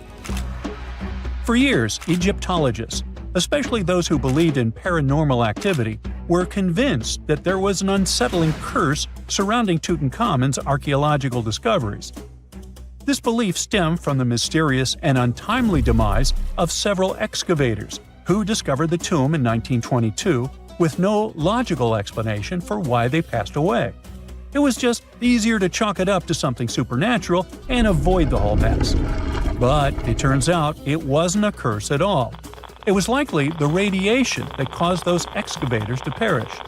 Now, you might wonder where the radiation came from. After all, while radioactivity was discovered in the 19th century, ancient Egyptians, despite their impressive pyramids, didn't have any radium lying around to make Tut's tomb glow like crazy. So, what could be the real story? It might have been toxic waste behind it all. Toxic levels of radiation from uranium and hazardous waste have been lurking inside the tomb since it was sealed over 3,000 years ago. The burial chamber of Tutankhamun's tomb reportedly has such high radiation levels that anyone who steps inside could easily end up with a fatal dose of radiation sickness or an incurable condition. By the way, you can have a somewhat similar level of radioactivity if you don't get rid of those moldy dinner leftovers you left to perish in your fridge a month ago. But this radioactivity isn't exclusive to Tutankhamun's tomb. Ancient Egyptian artifacts discovery is rewarding yet dangerous due to unusually high radiation levels in Old Kingdom tombs all over Egypt. Geiger counters have detected radiation at 2 sites near the Giza pyramids, and radon, a radioactive gas, has been found in several underground tombs in Saqqara. Interestingly, experts believe that the builders of these ancient tombs were aware of the toxins, as some eerie warnings were carved into the walls of many tombs. One inscription ominously declared, "They that break this tomb shall meet their end by a malady that no doctor can diagnose." Other ominous phrases like "forbidden," "due to evil spirits," only added to the fear that supernatural curses haunted these ancient sites. Ominous signs have stunned archaeologists since forever, but the fear grew even stronger a century ago with the mysterious passing of Lord Carnarvon, who funded King Tut's excavation in 1922 and reportedly explored the treasure-filled rooms, along with several others who entered the tomb. Arthur Weigall, another British Egyptologist who was present at the tomb's opening and is credited with starting the curse myth, passed away young when he was just in his 50s in 1934. Chances are the condition that made him pass was connected to radiation. In total, 6 out of the 26 people who were there when the tomb was opened met their end within a decade from various causes. Not only X-ray exposure, those reasons include asphyxia, stroke, heart failure, pneumonia, and even poisoning. Well, isn't this getting a little grim? There was one guy who opened the tomb and somehow managed to avoid the infamous curse, Howard Carter, or so it seemed. Some folks pointed to his survival as proof that the curse wasn't real. After digging up the tomb, Carter published several books on the topic and shifted gears from archaeology to dealing in antiquities for various museums. Despite dodging demise or injury, rumors swirled about how the curse may have impacted him in other ways. One of the big stories linked him to Lord Carnarvon's daughter, Evelyn. Some said he was madly in love with her, but she married someone else, so he chose to stay single. Others claimed they had an affair while she was in Egypt, which ended when her father passed away and she left the country for good. However, there wasn't much evidence to support these stories. Evelyn was just 6 when they met, and they remained friends until his last breath. She was even one of the few attendees at his funeral, but denied any romantic involvement, saying they weren't that close. A year after the revolutionary discovery near King Tut's tomb, Evelyn married politician Sir Brograve Beauchamp and had a daughter. That same year, Beauchamp toured the tomb with his parents, guided by Carter himself. Carter never married and, aside from those posthumous rumors about Evelyn, had no other romantic connections. While the curse adds an intriguing twist to his life story, his tendency to keep relationships at arm's length was evident long before the tomb was opened. It seemed Carter just wasn't a people person. In 1939, after battling a serious illness, he ultimately succumbed to fate. He was 64, which was a pretty common life expectancy in the UK back then, so no one really thought it was off and linked it to an ancient curse. When he passed, it turned out he had several artifacts from Tutankhamun's tomb in his London apartment, which were eventually sent back to Egypt, marking what some viewed as the curse's end. Who knows? Maybe if he hadn't had all those ancient souvenirs at his place, he would have lived way longer. But all the other demises might seem off. The curse theory was likely fueled by some strange events during the excavation. Carnarvon got a mosquito bite that became severely infected, and around the time they opened the tomb, Cairo experienced a bizarre power outage and a freak sandstorm. Back in England, the Earl's dog, Susie, managed to escape from Carnarvon's house and began barking frantically at seemingly nothing. At least that's what the staff and family saw. Strangely enough, at the very moment her owner's heart stopped, Susie started howling and fell down without showing any signs of life. Maybe radiation didn't play a crucial role after all, and those were indeed ancient artifacts from King Tut's tomb that made them all perish. Spooky, huh? Back in the 12th and 13th centuries, Bologna used to look like modern-day Manhattan. No one knows exactly how many towers resembling skyscrapers it used to have, but the most likely number is at least 100. The tallest of them was around the same height as Big Ben. When the towers were built, Bologna was one of the largest cities in Europe. Construction projects were massive and ambitious. Someone built cathedrals and town halls, and the richest noble families also erected towers, possibly as a symbol of status and wealth. There was no place in the city center to build grand castles, so they had to go up with the construction. They didn't actually live in those towers, but in smaller structures next to them. The towers served for defensive purposes. It took between 3 and 10 years of work to build one tower, and it was a really tedious process. Each of them had a steady foundation deep underground and a base made of big blocks of selenite stone. The rest of the tower was becoming thinner and lighter the higher it went. In the 13th century, they demolished many of the towers, and others just collapsed by themselves. Some of them were later reused as city towers, shops, or residential buildings. Now you can see only 22 towers still standing in the center of Bologna. 2 of them have become the unofficial symbol of the city, mentioned in every guidebook. Another historical surprise coming from Italy is that gladiators weren't only male. Gladiatrix were rare, but they did exist.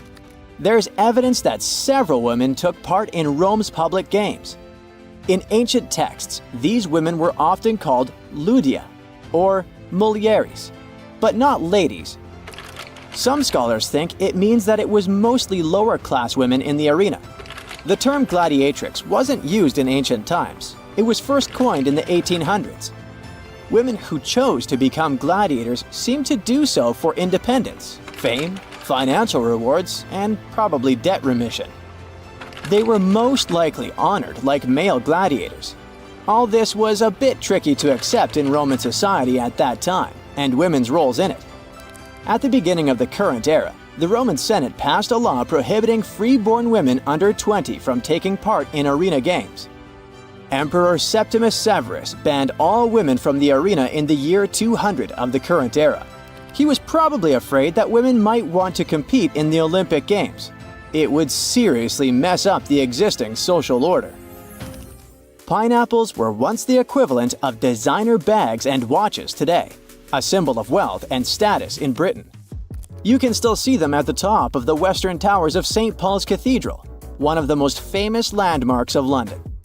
Explorers who came back from the Americas described pineapples with so much enthusiasm that everyone was dreaming about trying the king of fruits, as it was called. Pineapples need very high temperatures and years to mature. And despite the cold and rainy climate of England and Scotland, you could see pineapples growing in any wealthy country house garden by the end of the 18th century. They even installed special greenhouses called pineries with heating systems. A single pineapple was worth up to 80 pounds, which is about $15,000 today. Of course, people would hardly eat this expensive beauty, but send it as a gift or display on a dining table until it would rot. Folks who couldn't afford to buy a pineapple would sometimes rent one to show off wealth at a party. The king of fruits became a part of various designs and tableware for the rich. Stone pineapples on gateposts and the pineapple atop the Wimbledon trophy are living memories of that time. Around 1820, there were so many pineapples imported from abroad that they started losing their luxury status. 100 million years ago, there were giant crocodiles living in the Sahara Desert. In the 1990s, paleontologists found fossilized skeletons of primitive crocodiles, including the so-called supercroc. They discovered several partial skeletons from 110 million years ago. This prehistoric giant with a head as large as an adult human was about 40 feet long. That's about 2 times as tall as a giraffe. The croc thrived both in water and on land as part of a diverse ecosystem of ancient North Africa. The expeditions to the Sahara found a whole lost world of ancient crocodiles, with some species that resembled modern animals. One of them was the dog croc. With its tall legs and keen sense of smell, it moved through the surroundings, much like a dog.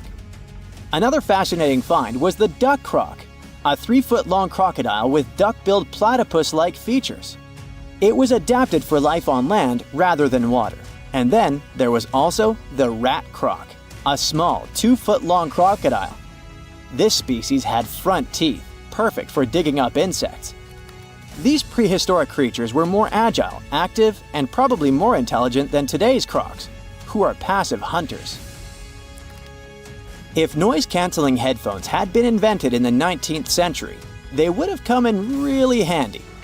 On the 27th of August 1883, the island of Krakatoa in Indonesia experienced a catastrophic eruption. It produced what is believed to be the loudest sound ever recorded. As Krakatoa collapsed, it triggered tsunamis with waves reaching 151 feet that traveled as far as South Africa. Krakatoa was an uninhabited volcanic island that hadn't erupted for 2 centuries before this terrible day. The eruption took the lives of over 30,000 people and caused extreme fluctuations in air pressure, perceived as sound. A barometer at a gasworks 100 miles from Krakatoa recorded 172 decibels.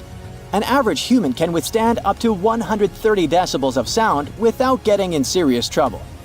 This intense pressure ruptured the eardrums of sailors on the British ship Norham Castle, which was 40 miles away from Krakatoa. The sound wave from it circled the globe, and people could still hear it even 3,000 miles away where it resembled cannon fire. The late 1800s were a golden era for grand mustaches. But there was one problem. You couldn't enjoy a cup of tea with this kind of facial hairstyle. The heat from the tea would melt mustache wax and make the ends droop. Fine gentlemen had to struggle because of it until the invention of the mustache cup. Harvey Adams, a British potter, likely invented the mustache cup in the 1870s. He patented a butterfly-shaped ledge inside the cup with a hole to sip through. Thanks to it, the mustache didn't get wet. These cups quickly became a hit, first in the UK and then across Europe. In the United States, they were sold at stores like Sears and Marshall Field's, now part of Macy's. Mustache cups came in various shapes and sizes. Some, like farmers' cups, could hold up to a pint of tea. Others were smaller porcelain pieces shaped like conch shells or decorated with the owner's name. They often came with matching saucers. Lord Byron, one of the greatest British poets, kept numerous dogs and cats and a whole bunch of exotic animals. There was a monkey, a crocodile, a fox, peacocks, a bear, and several badgers. When Byron attended Trinity College, Cambridge, college rules prohibited keeping dogs on the grounds. He got really angry and decided to go around the rules. Byron brought a tame bear as his pet. The college authorities argued with him, but since the statutes did not specifically mention bears, they had no legal grounds to remove either the bear or its owner. Byron walked the bear on a chain, talked to it, and even considered applying for the bear to become a student at the college. We still don't know how and where Byron got the bear, but when he left Cambridge, he took the bear with him to his estate in London. Hygiene practices have been on this planet for as long as there's been life. Even those initial single-celled organisms felt icky when they got dirty, so they made shields and developed mechanisms to kick out unwanted guests, such as bacteria. Animals are surprisingly clean too, especially pigs, out of all animals. Turns out they're particularly good at keeping their space tidy. Domestic pigs, for instance, pick a spot for their toilet business that's a good distance from where they eat or sleep. Humans have a long, and at times icky, history with hygiene too, which can be traced as far back as our ancient cousins, the Neanderthals. There's evidence that even over 60,000 years ago, they seemed keen on keeping their pearly whites in good shape. 2 fossilized Neanderthal teeth tell this story through some weird grooves, which were obviously made by something pointy, like a toothpick of sorts. Then there's Venus of Willendorf, this tiny ancient statue, around 25,000 years old, discovered in Austria. Its whole purpose remains a mystery. Scientists don't even know if it was an art piece or if it had some spiritual significance. But it does give us some indications on ancient hygienic practices. Now, there's no way to confirm, but those bumps and grooves on the statue's head might represent braids. Scientists have no idea how often people washed their hair back then, or if they used any specific cleaning products. But the fact that they put some time into a hairdo shows an extra bit of care that other species might not have. Now, in all fairness, the likely culprit for prehistoric hygienic practices might have been lice, unfortunately. Even further back in time, we meet the Egyptians, who surely take the crown for ancient self-care practices. In fact, according to the Greek historian Herodotus, around the 5th century BCE, the ancient Egyptians were the cleanest and healthiest bunch around. Why so? Because they made sure to bathe twice a day to steer clear of health problems. Spiritual leaders, in particular, took cleanliness seriously, shaving their entire bodies every 3 days and having 2 baths during the day and 2 at night. Wow! Know what should also be taken seriously? Liking this video and subscribing to this channel, which doesn't take nearly as long as an ancient Egyptian bath. Meanwhile, ancient Egyptians also didn't just rely on water. They used perfumes to stay fresh. They also had these natron soaps that were scented and had properties like fighting bacteria and fungi. These natron, which is a mineral salt, was used in mouthwash solutions too. These people chewed on parsley and similar herbs to keep their breath fresh. Egyptians back then went even as far as developing one of the first deodorants. Ancient texts suggest putting a scented bread concoction under the arms post-bathing. People also mixed an ostrich egg with pulverized tortoiseshell and used it as an ointment to ward off unpleasant odors. Women, especially the wealthier ones, shaved their heads with flint or metal razors, choosing wigs made from human hair to shield their skin from the sun and avoid lice. Those who kept their hair natural often used hair extensions or wigs secured with beeswax and resin. There were even women who wore perfume wax cones on their heads that would slowly release a delightful scent during the day. Woo, coneheads! Let's now move towards the north a bit and check out the ancient practices of the good old Romans. Sure, the Babylonians and Assyrians were the first to sort of invent the toilet. That's because they crafted areas with two short walls and a little gap for the business. And then they just let the debris flow into the canals along with their bathwater. But it wasn't until the ancient Romans that these toilets became a common, widespread device. The less well-off households went for a barrel as their toilet, just dumping the stuff from their chamber pots into it. Public toilets were popular too, at times even big enough for over 50 people. Imagine having a chat about commerce and marketing with other professionals while, doing your thing. You wouldn't be wrong. In fact, that's what the Romans did. And that's where the phrase, to do one's business, comes from. Now, did the ancient Romans use toilet paper? No, they didn't. But they did supposedly use a sponge on a stick called a tersorium to tidy up after completing their potty time. There's evidence you'd often find these devices in public bathrooms, but how exactly they were used is still a bit of a mystery. It's not like we sell toilet paper with detailed instructions these days either. However, the hefty sponge might have been a reusable contraption. Some say it was dipped in a little water and vinegar, did its job cleaning, and then got rinsed or dunked back into a bucket of salt water or vinegar for the next person to use. I think I'd rather be first in line, or wait for a new sponge. Probably one of the most important ancient inventions when it comes to hygiene were the Roman aqueducts. These sophisticated engineering marvels were designed to transport fresh water from distant mountain sources to cities. This meant ancient Romans always had a reliable supply of clean water. Now, the medieval times have this reputation of being some of the smelliest in human history. But if we look at the data, it wasn't that bad. People were advised to keep it smooth, getting rid of unwanted hair by either shaving or plucking. Another technique was to put together a mix of crushed needle seeds and vinegar and slather it on the skin. Think of it as an ancient body scrub. As for hair, doctors suggested washing it, but not too often, just once every 3 weeks. The preferred method? A good scrub with water and herbal blends. Daily hair care involved combing, sometimes with powders made from sweet-smelling flowers like rose petals. For laundry duty, our medieval ancestors tossed clothes and linen into a tub, river, or stream. To really amp up the cleanliness, some added wood ash to the water. Women often took laundry to rivers, where they would stomp on clothes or beat them with a wooden bat until they were done. In fact, the washing enthusiasm got so intense that it led to some serious public health issues.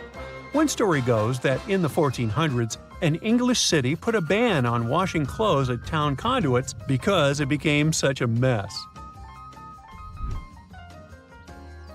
When it comes to laundry, though, people that lived through the Victorian era really overdid it. For starters, it was a multiple-day project. Manuals then suggested letting clothes soak overnight as the first step. The next day, it was a complete process of soaping, boiling, rinsing, drying, starching, and ironing. Sometimes they even had to repeat these steps.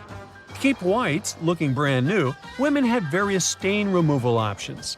For instance, sour milk was said to work wonders in removing iron rust. Every wash also involved a bluing stage. White clothes were boiled or scalded with water that had a touch of blue dye. This made yellowing clothes look whiter. Interestingly, you can still find bluing products for laundry today. Another manual gave tips on bleaching clothes. Cotton could be bleached by soaking in buttermilk or adding turpentine to the first wash. Muslin fabric needed a chemical mix after the initial soap boil, followed by sun drying. At about the same time lived one of the most beautiful women in history, Sisi of Austria. She became renowned for her personal hygiene and self-care routines. Her most recognizable attribute was this thick chestnut hair with an incredible length, down to her feet. It took her 3 hours per day just to manage it. Every morning she'd have a cold bath, a massage, and then she'd sit down in a chair for hours, letting her hairdresser do her job. Sisi's skincare regimen was equally as outrageous. Obsessed with keeping wrinkles at bay, Sisi put crushed strawberries to her hands, neck, and face. She also slept with a custom mask on, lined inside with pieces of raw veal. The woman also spent time in warm olive oil baths to keep her skin soft, and for everyday bathing, she used distilled water. Sisi also made it a habit to sleep without any pillows, because she believed it would benefit her skin. Kind of obsessive, wouldn't you say?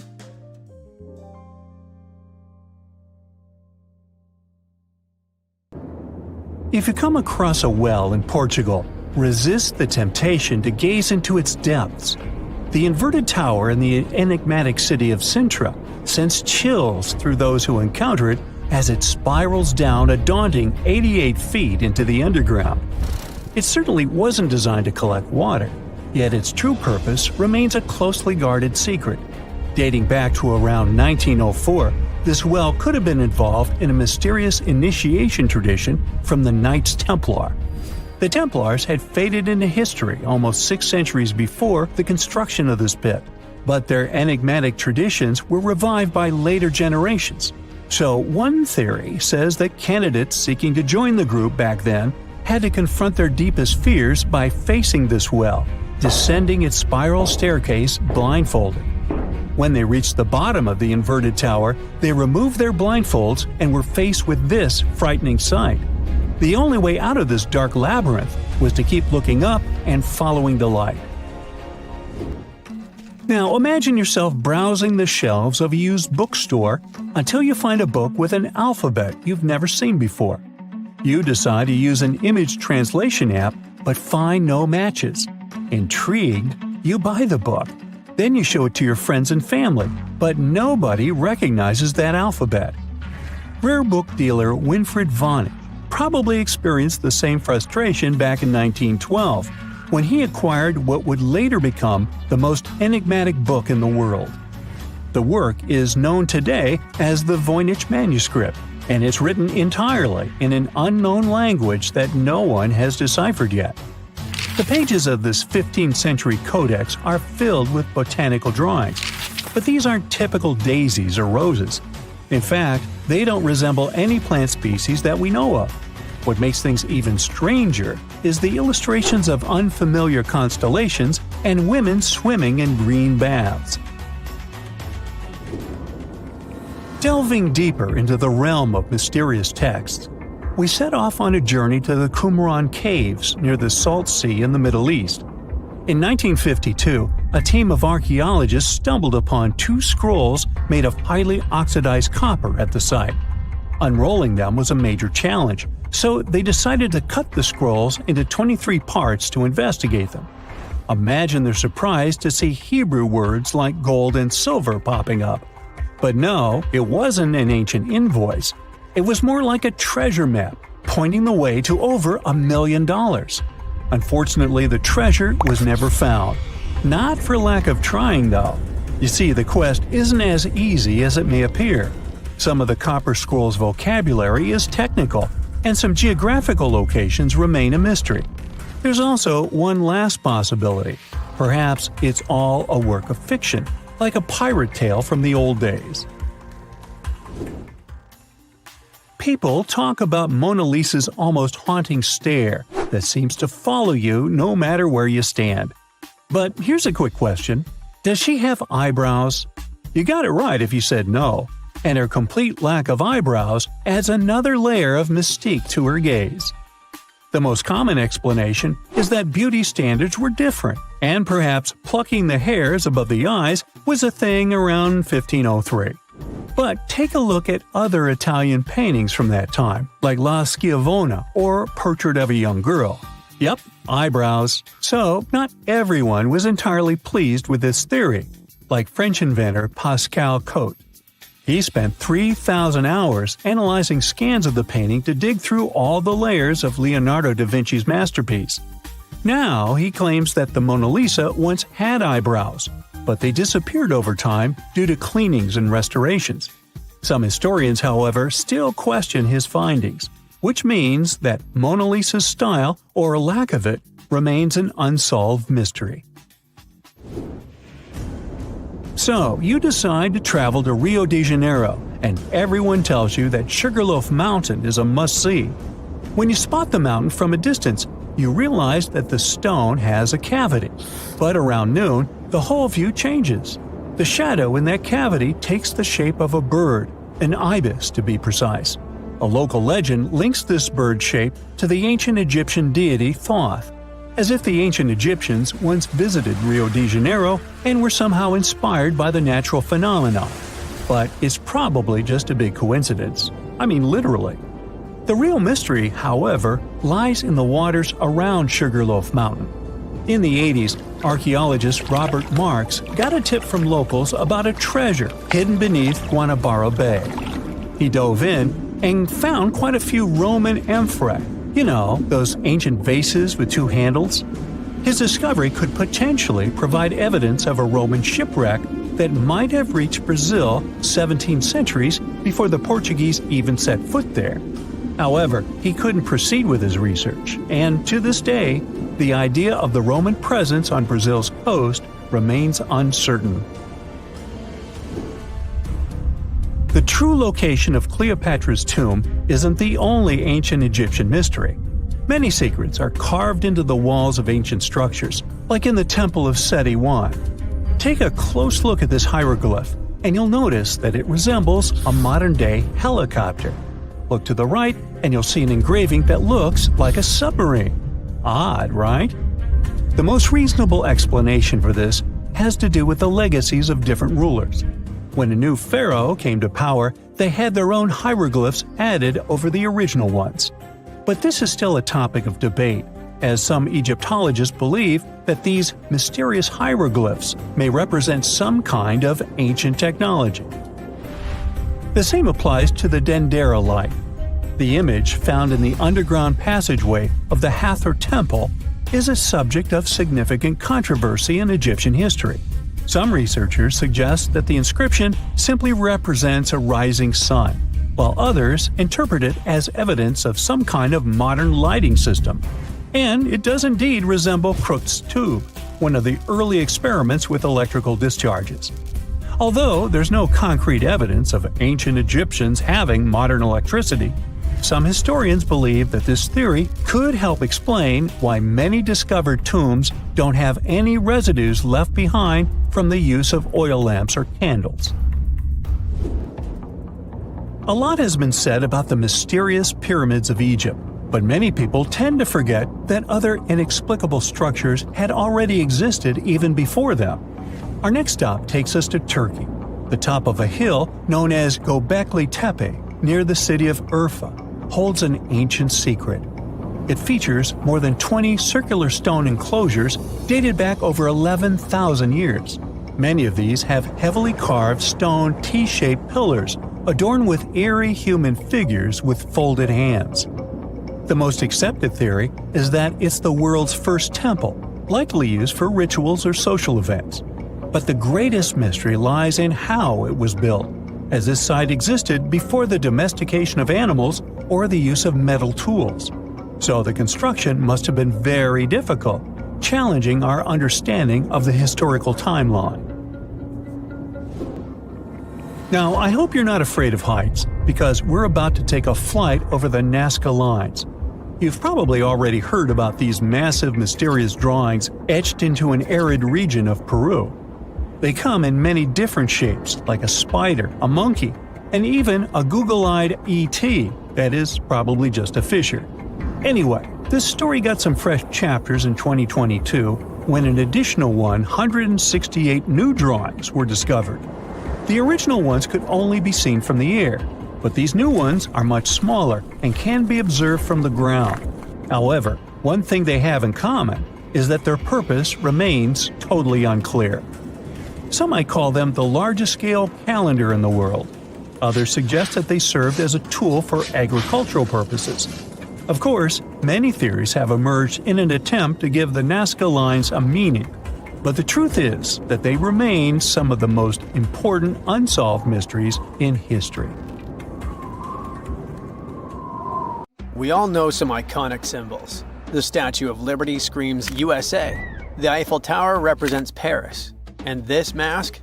Undoubtedly, it's Tutankhamun's, right?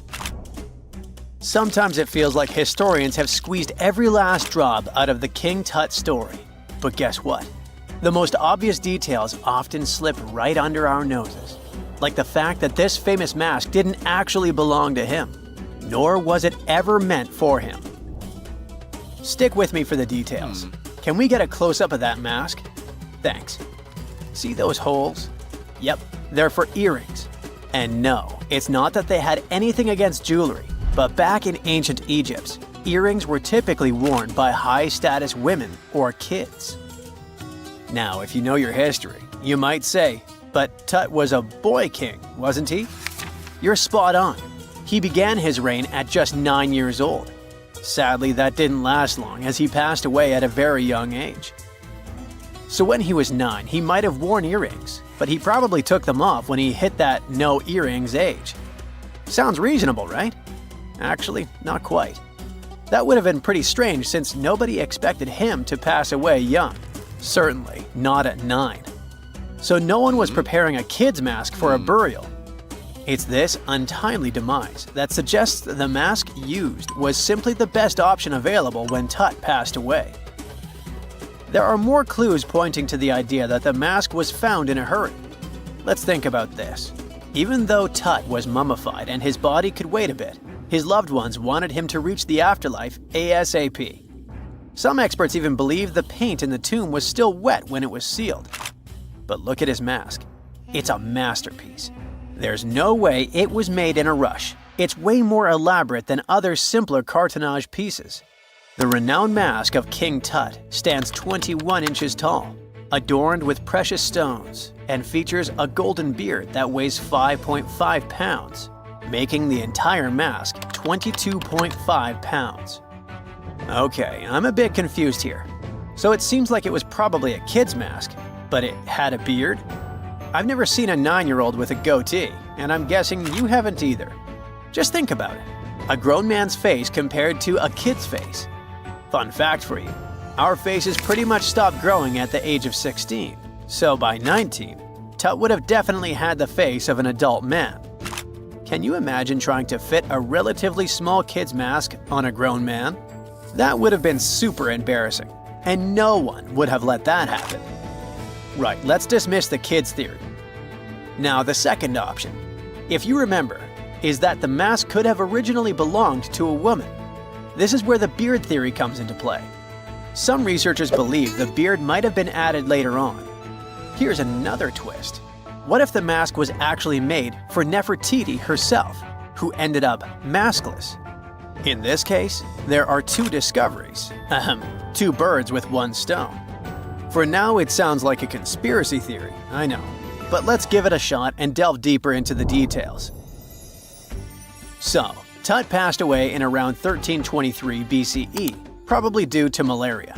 He had other health issues too, like when he broke his leg, and records suggest he wasn't in the best shape. As for Nefertiti, we have no solid data about her demise.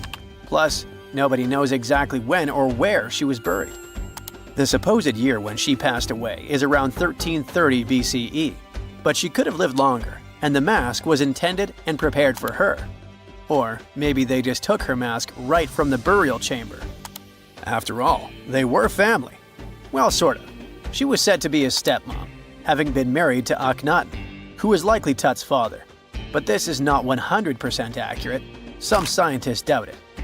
Ah, these ancient Egyptian families. It's hard to keep track of who's who. I know, you're not yet convinced that Tut wore a lady's mask.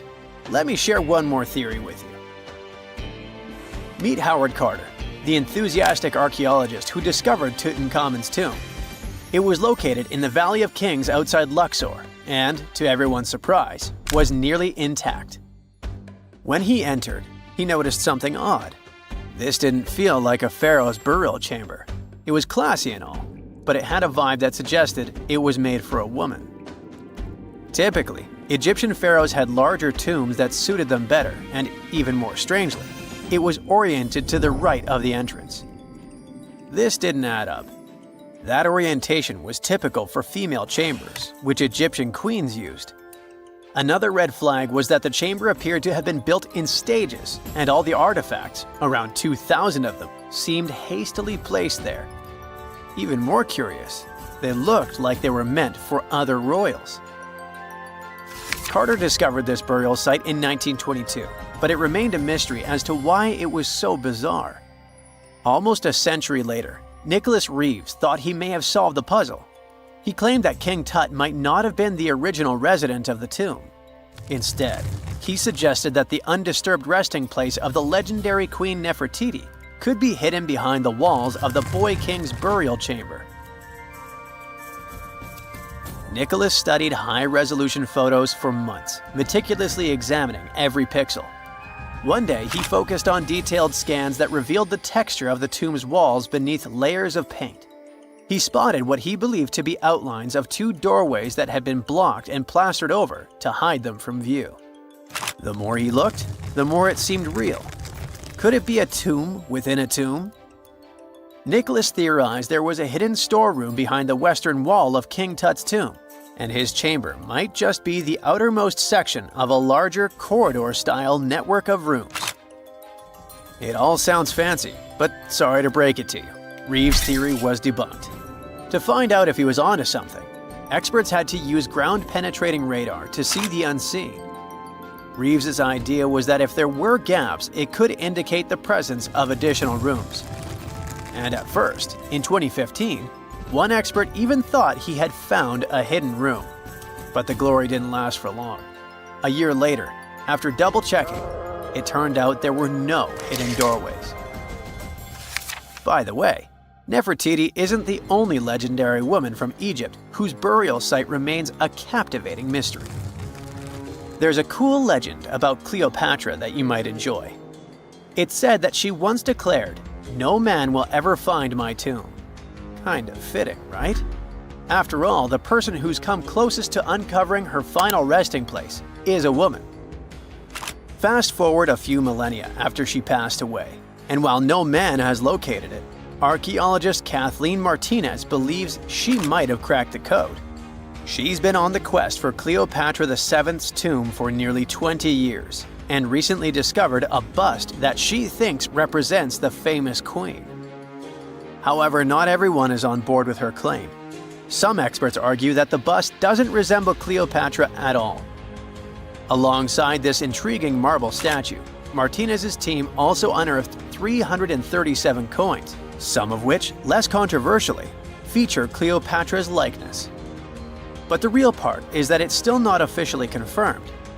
There's no doubt about the existence of the small bust. It's carved from white marble, fits in one hand, and shows a woman wearing a royal crown, according to a translated statement from the Egyptian Ministry of Tourism and Antiquities. The big question, though, is who it actually depicts. While Martinez insists this statue is a representation of Queen Cleopatra VII, many other archaeologists argue that the facial features don't match, suggesting it likely belongs to a princess instead. Sorry, I can't resist the temptation of breaking the magic for a moment. Some folks believe that the whole idea of "no man will find my tomb" is misunderstood. Even if she did say it, what she probably meant was "no living soul," and it wasn't about gender at all. It can as well be just a beautiful legend. Toodaloo! The South Pole is more than penguins and endless snow. There's a hidden ghost world within it. Look, it's right here on the globe. Don't confuse Antarctica with the Arctic, which is at the top of our maps. Much smaller in size, and, let's face it, way less mysterious. The ice sheet covering Antarctica is about 1 to 3 miles thick, which is up to 16 Eiffel Towers stacked on each other. This massive blanket hides the true features and contours of Antarctica's land.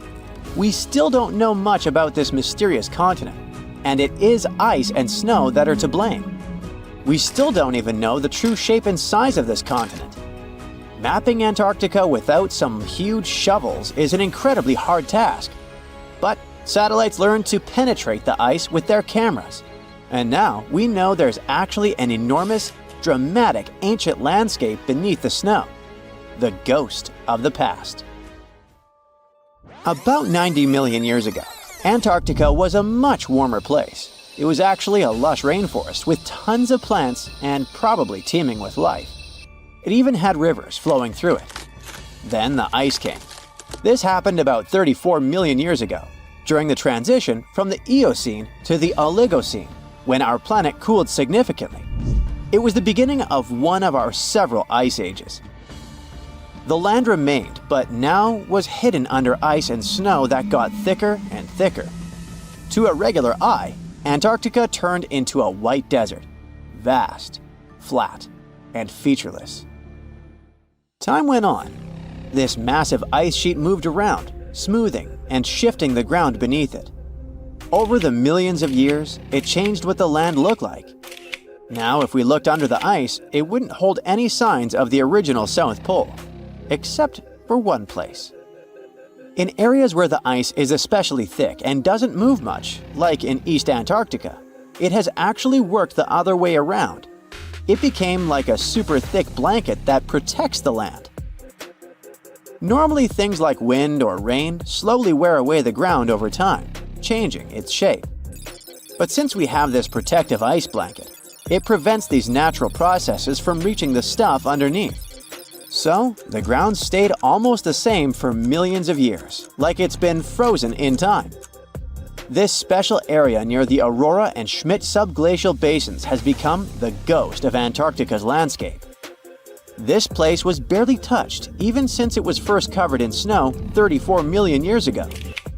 This is a historical footprint, a place that can tell us what Antarctica's ground looked like before it became a freezing nightmare. As scientists peered under East Antarctica, they saw an amazing ghost. The traces of the rivers that were flowing there millions of years ago, various valleys, and some weird little islands, as well as 3 big chunks of land shaped like the letter U. Hey, what's that all about? You see, the continents on our planet are moving constantly, sliding along the red-hot lava mantle like cereal on milk.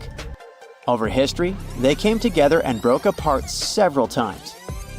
Hundreds of millions of years ago, several continents were a part of one enormous Gondwana. Antarctica was one of them. It used to be one huge landmass. But when Gondwana broke apart, the poor continent got stretched by tectonic forces. Parts of land were pulled away from each other. Whoosh! And they got torn apart. And that's how we got these big chunks or blocks of land under thick layers of ice. In any case, scientists now want to explore this ghost a bit more. But to study it deeply, they need to actually drill down through the ice, like using a straw to get to the bottom of a thick shake. This will help them pick up some rocks and dirt from way below to learn more about the Earth's history and climate. Antarctica is the 5th largest continent in the world, approximately bigger than the entirety of Europe or Australia, competing with the entire South America in size. Aside from East Antarctica, we discussed there are several more regions: Antarctica Peninsula, South Pole, West Antarctica, and the Ross Sea. The continent is basically a frozen sandbox, and all its hidden, mysterious landscape is actually less explored than Mars's terrain. We only know for sure that without ice, it wouldn't just be flat and empty, but an entire world full of big mountains, huge canyons, and even fiery volcanoes. Some of these volcanoes are so huge that they peak above the layers of snow. In West Antarctica alone, there are at least 138 volcanoes, though only about 8 or 9 are active today. One of the craziest ones is Mount Erebus, the southernmost volcano and the tallest one on the continent, about 12,500 feet high. And deep beneath the ice sheet, this guy hosts incredible, beautiful subvolcanic caves. The temperatures there are warm enough for t-shirts. The Antarctic Peninsula, or Lesser Antarctica, looks like a bunch of mountainous islands deeply underground. It has newer volcanic rocks that are part of the Pacific Ring of Fire, which is like a giant circle of volcanoes and earthquake zones around the Pacific Ocean. The Greater Antarctica is a huge part, almost as big as Australia. It consists of East Antarctica and the South Pole. Beneath the ice, it's a place of rocks that have been around for a very, very long time, including the special zone we mentioned. You probably know that Antarctica is nearly devoid of humans.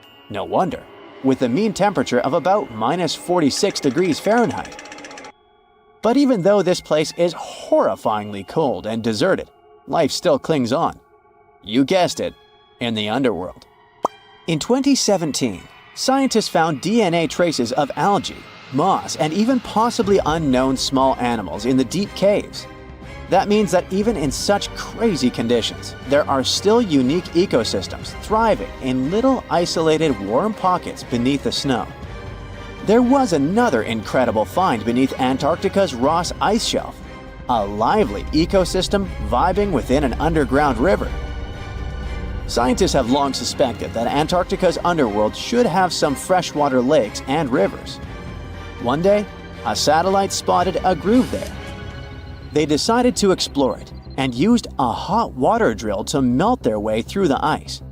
As they reached the underworld, they dropped a camera into one of those hidden fresh rivers. And at first, they thought they'd find just some rocks or something.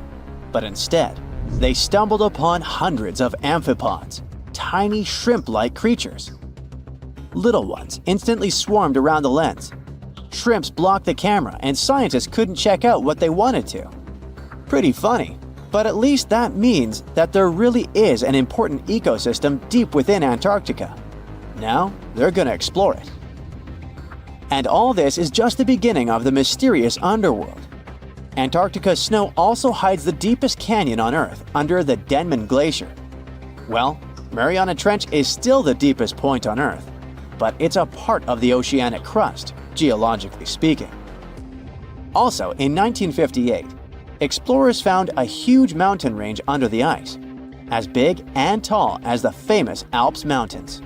The range stretched for about 745 miles with peaks as high as 1.7 miles.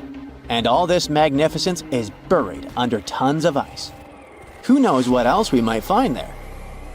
Antarctica holds about 60% of our entire planet's freshwater, which means it would be pretty bad if it melted. For example, there's this Doomsday Glacier, officially known as Thwaites Glacier.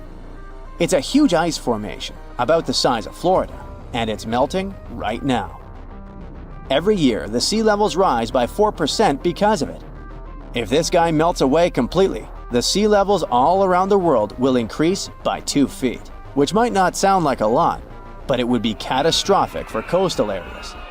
Luckily, researchers have found that even if its ice shelf were to collapse in the next 50 years, the glacier itself wouldn't retreat as quickly as they feared. It's still losing ice rapidly, but it would be quite a slow process. I bet you've never heard of the legendary oasis of Zerzura. This ancient city is said to be hidden somewhere deep in the Sahara Desert, and its discovery could mean unimaginable riches and untold secrets.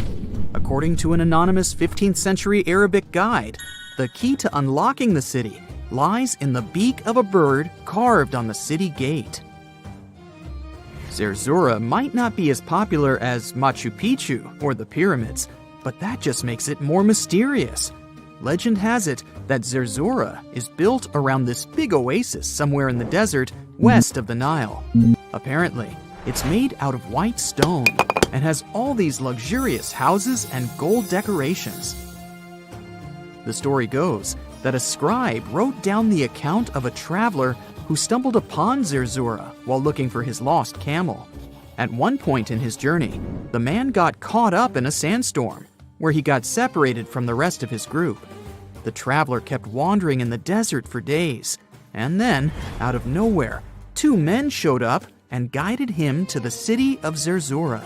The traveler described this city as an oasis filled with little birds and made out of pure white stonework. The city is also said to be guarded by giants. In 1835, an English Egyptologist named John Gardner Wilkinson mentioned the city in one of his books. He spoke to a man from Egypt who found the city by accident after days of wandering through the desert. He mentioned some ruins, unusual stonework, and a large oasis surrounded by palm trees. The man even gave some instructions on how the city could be found, indicating that it might be in the western desert of Egypt. But here's the kicker. Even though a group of explorers went out to find Zerzura, they didn't succeed. At the same time, they did stumble upon a bunch of previously unknown oases. In the early 1900s, numerous expeditions were sent to find the city, including one with a fleet of Ford Model A trucks. But, alas, none were successful. Others say Zerzura did exist at one point, but not anymore. It's possible it was swallowed by the desert. It's believed that back in the day, the Sahara Desert was actually green. Scientists even found traces of ancient rivers that flowed through the area 100,000 years ago, creating green corridors across the desert. But Zerzura might have never been real to begin with. Maybe it only existed in the minds of people, a figment of their imagination as they were struggling in the African desert. For thousands of years, people have been obsessed with the hunt for another lost city, Atlantis. But if this place really existed, where on Earth, or under the sea, could it be? According to Plato, Atlantis was an actual place, and it was supposedly located somewhere in the Atlantic Ocean, near the Strait of Gibraltar. But how did this mythical city become synonymous with a perfect, paradise-like society? Well, you can thank Ignatius Donnelly for that. The American writer published a book in 1882 where he outlined 13 hypotheses about the existence of Atlantis. Donnelly truly believed that this lost city was where ancient humans lived in peace and joy for centuries. Donnelly even thought that Atlantis was the original source of many ancient civilizations around the world. And if we just followed Plato's clues, we could totally find Atlantis. Sounds like a treasure hunt, right? What inspired Donnelly to go on this quest in the first place, you might ask? Apparently, an amateur archaeologist discovered the city of Troy, using Homer's The Iliad as a guide. Well, if Troy was real, then why not Atlantis? Back in the day, some people believed that America was the legendary Atlantis. Columbus really stirred up some excitement when he brought back news about the New World to Europe. But the real hunt for Atlantis didn't really start until the 20th and 21st centuries. Some people tried to connect the dots between a volcanic eruption on the island of Santorini and the destruction of Minoan settlements.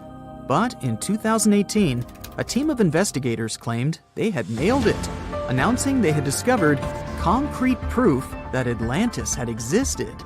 What was their evidence, you ask? A series of mysterious circles in a national park in Spain.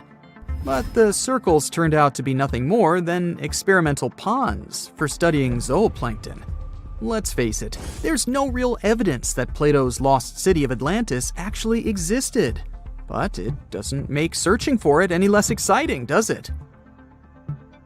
The Fountain of Youth isn't a lost city per se, but it is another mythical location that many have claimed to have stumbled upon over the years. Long ago, people were obsessed with the idea of living forever. or at least extending their lives as much as possible.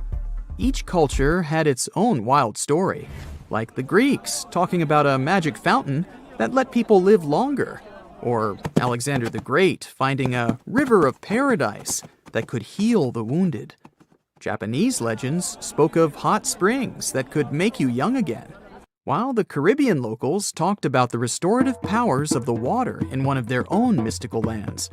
Explorers searched far and wide for these magical waters, but nothing. Probably the most famous of all was the story of the Spanish explorer Juan Ponce de Leon, who thought he'd found it in Florida. Now, Ponce de Leon was quite a character. He sailed with Columbus and became an important figure in the area now known as the Dominican Republic. He found gold in Puerto Rico and even became the island's administrator. But when the ruler of Spain decided to replace him in his duties, he got upset and decided to explore Florida, looking for gold and the elusive Fountain of Youth. He explored the Bahamas, but sadly, he didn't find any gold or magic water.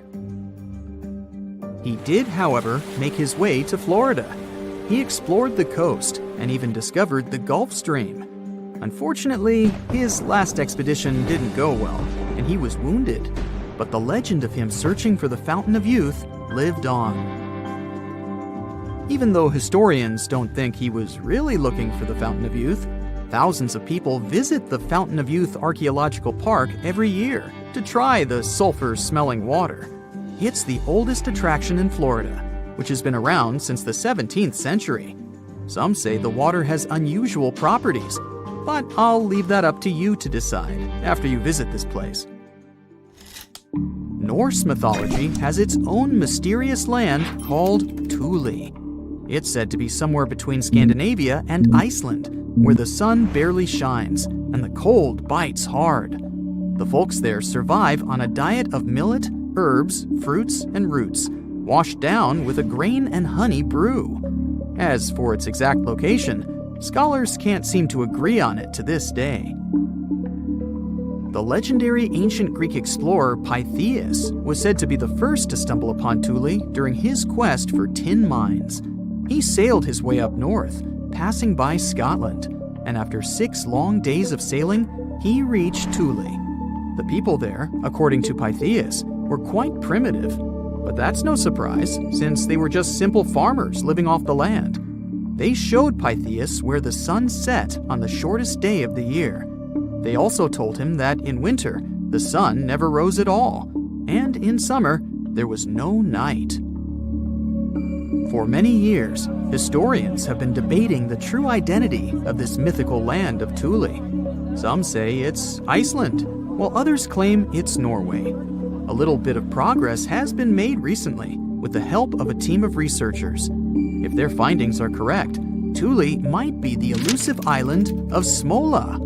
That's farther south than any of the Norwegian islands that were on the list of contenders. It may be too soon to celebrate, but it does look like Thule has finally been found.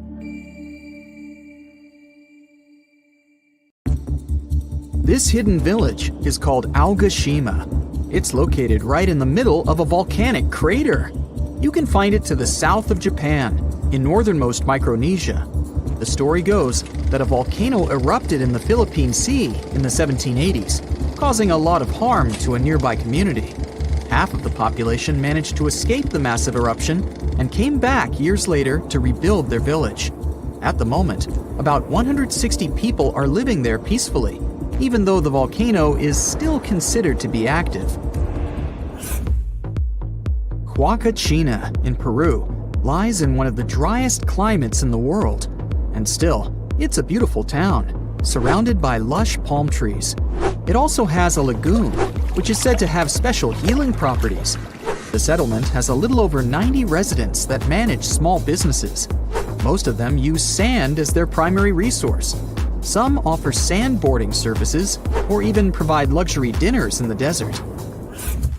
For over 500 years, a small group of people has been living on a cliffside of a peak called the Green Mountain. It's one of the most remote places in Oman and in the whole world. The only way to reach the settlement is on foot, by mule or by all-terrain vehicle. It's called Al Sogara, and you need to hike around 20 minutes up a steep stone staircase to get there. The village appeared back when the locals chiseled their houses into the mountain stone to protect themselves from storms and the cold. 5 families of the Al-Sharaki tribe still call this place home, about 25 people in total. A lot of other villages like this one can be found in the region, but Al Sogara is special because it's the only one that is still inhabited. Up until 14 years ago, there wasn't even electricity or telephone lines here. The nearest road you could drive on was 9 miles away. Since there were no schools, people had to learn how to read and write at home from their elders. To this day, the villagers continue their traditional practice of building their homes by carving them directly into the mountain rock. One of the most beautiful Greek gems is Monemvasia, a castle town located in southeastern Peloponnese. It was designed to be invisible from the mainland for added protection. You can only see it from the sea, and to reach it, you need to follow a narrow pathway that connects it to the mainland. That's actually how its name came into being. It translates to a single passage. Monemvasia was built in the Middle Ages, exclusively carved in the mountain rock. These days, a lot of old mansions have been turned into guest houses and boutique hotels. Not only is the architecture amazing and beautifully preserved, but it's also surrounded by crystal clear waters. A town with no roads? Pack your bags for Giethoorn in the Netherlands, if you don't mind traveling by boat. The town is very peaceful, probably because everyone here travels by canals. Even the mail gets delivered by water. Since there's no car traffic and people rarely move around, the town is really quiet. So quiet that the loudest sound one can hear is the quacking of a duck every now and then. It initially started as a movie set, but Hobbiton in New Zealand still exists, even after the filming of The Lord of the Rings and The Hobbit was finished. Tours to the charming set town are now available. There are 44 Hobbit holes in total, though only a few of them are actually open to the public.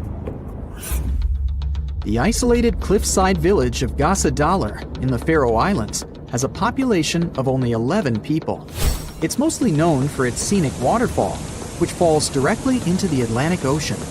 You could only reach it on foot, hiking through the mountains not so long ago. However, a tunnel has been constructed recently, making the place easily accessible by car. The 1980s musical Popeye had a custom set built on Malta. It wasn't taken down after the filming had been finished, and Popeye Village is now home to groups of beautifully colored wooden buildings and a company of actors. There's a lot of fun stuff to do there, like watch theater shows, go on boat rides, visit museums, or simply explore the creative village. The oldest and most photographed village in Austria is called Hallstatt. It's a hidden European gem with beautifully preserved old buildings and a subterranean salt lake. It's also home to a museum with artifacts as old as 7,000 years and the world's oldest salt mine. Fort Bortange in the Netherlands is a small establishment shaped like a star.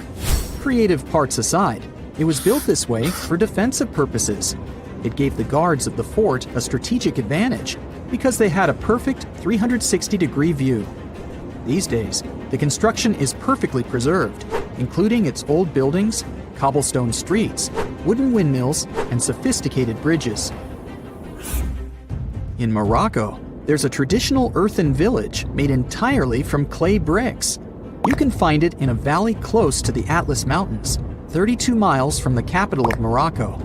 Merchants who followed the trans-Saharan trade route went through this town, carrying spices and gold. As the trade route became less and less popular, many of these fortresses were abandoned and are now preserved relics. It's one of the best places for skiing in the world, but it's still hidden from the public. No wonder the locals call it the secret side of the valley. Located in Austria, the tiny village of Varth has only a couple hundred inhabitants. Not only is it the snowiest village on Earth, but it also has access to one of the biggest ski slopes in the world. Its popularity increased a bit in 2013 when the construction of a high-speed road was completed nearby. Birano, in Italy, is one of the most colorful islands in the world. Because of its vibrant colors, it almost looks tropical. It features emerald green waters, beautiful houses, and a 17th century bell tower. Its lace-making tradition brought Leonardo da Vinci to the island back in the 1400s. He bought a piece of cloth there and later used it for the design of the famous Dome of Milan.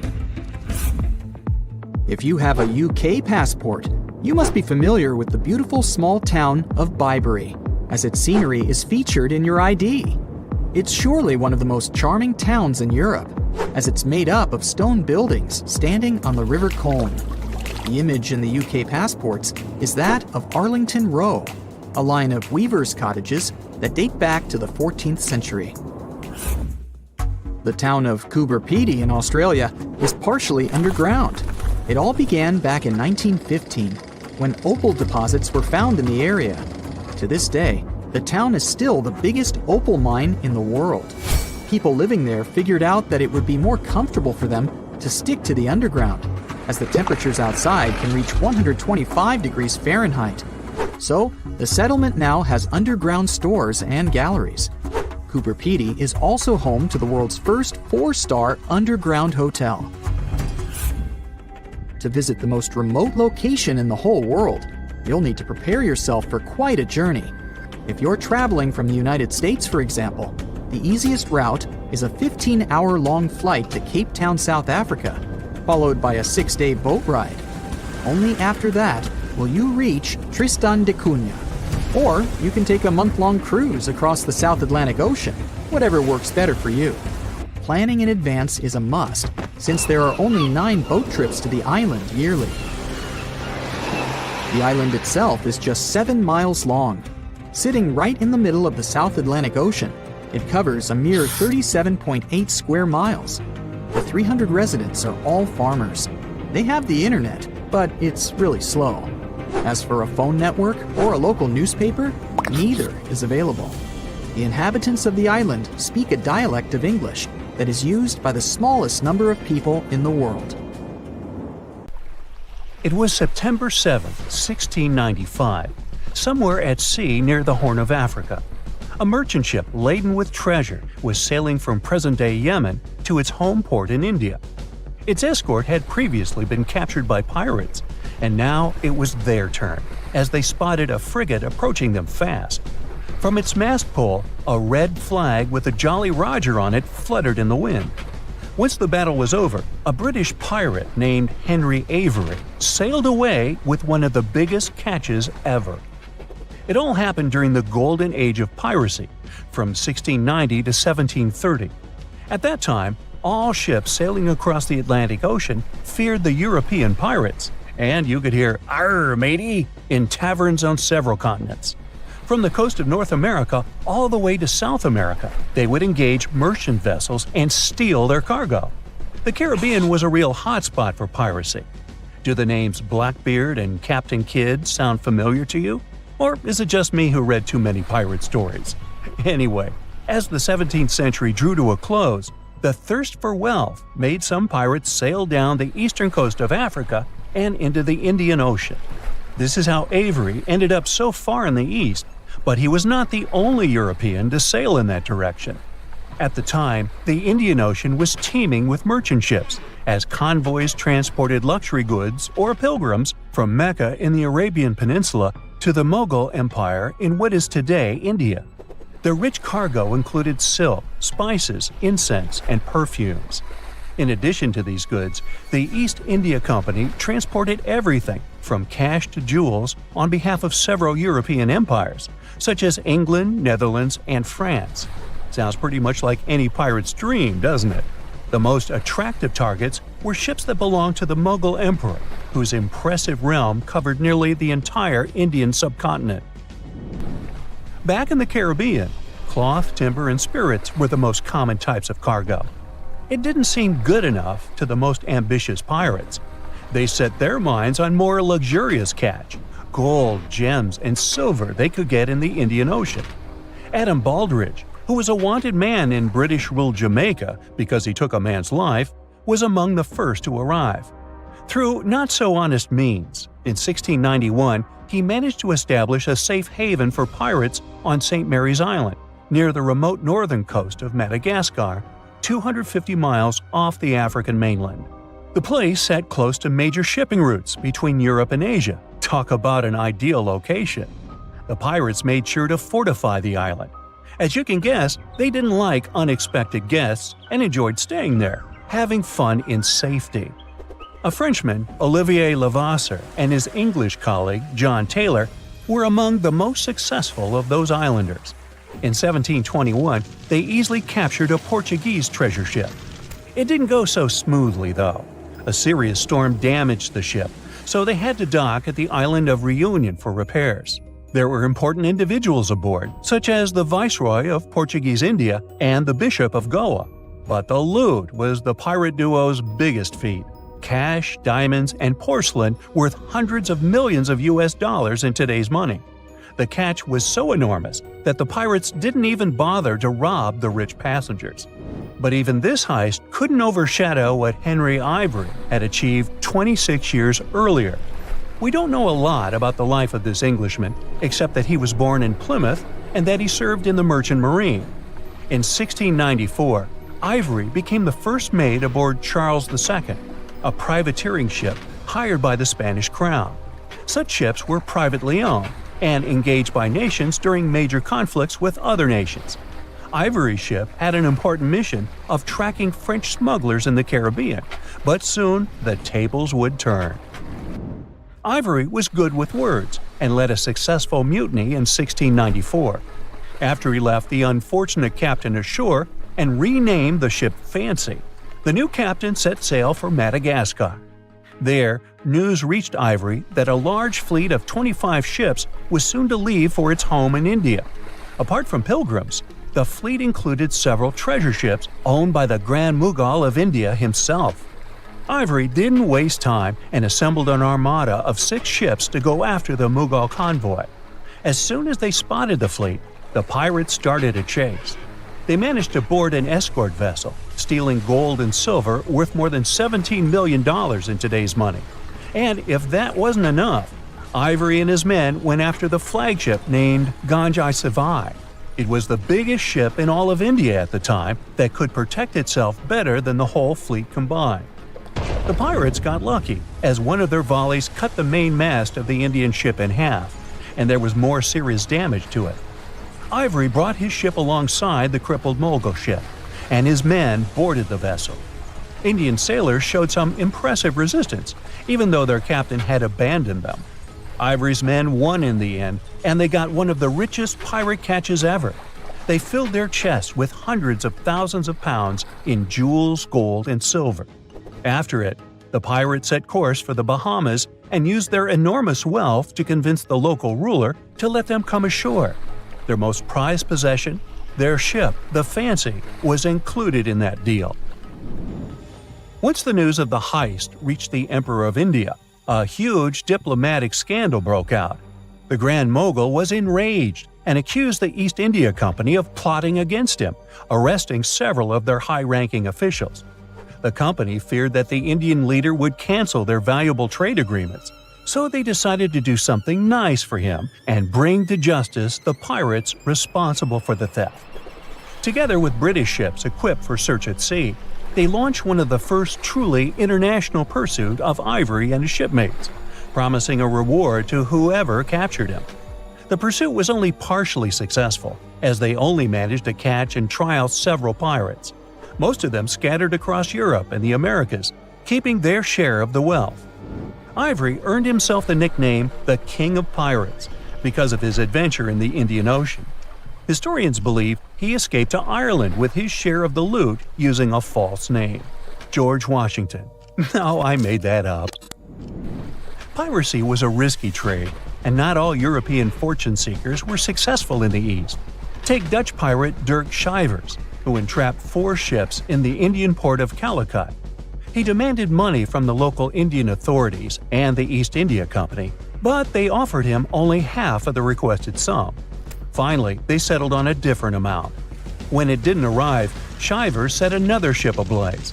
By this point, both the British and the Indians had had enough, and they hired 10 Indian pirate ships to drive Shivers away, which they succeeded in doing. The pirate captain was forced to return for repairs to St. Mary's Island empty-handed. Oh well. The end of the 18th century and an increased European presence in the region brought about the end of the golden age of piracy. As the British authorities increased raids on pirate strongholds, the number of pirates decreased significantly. In 1692, a huge earthquake that was followed by a tsunami erased a well-known pirate haven from the map, Port Royal in Jamaica.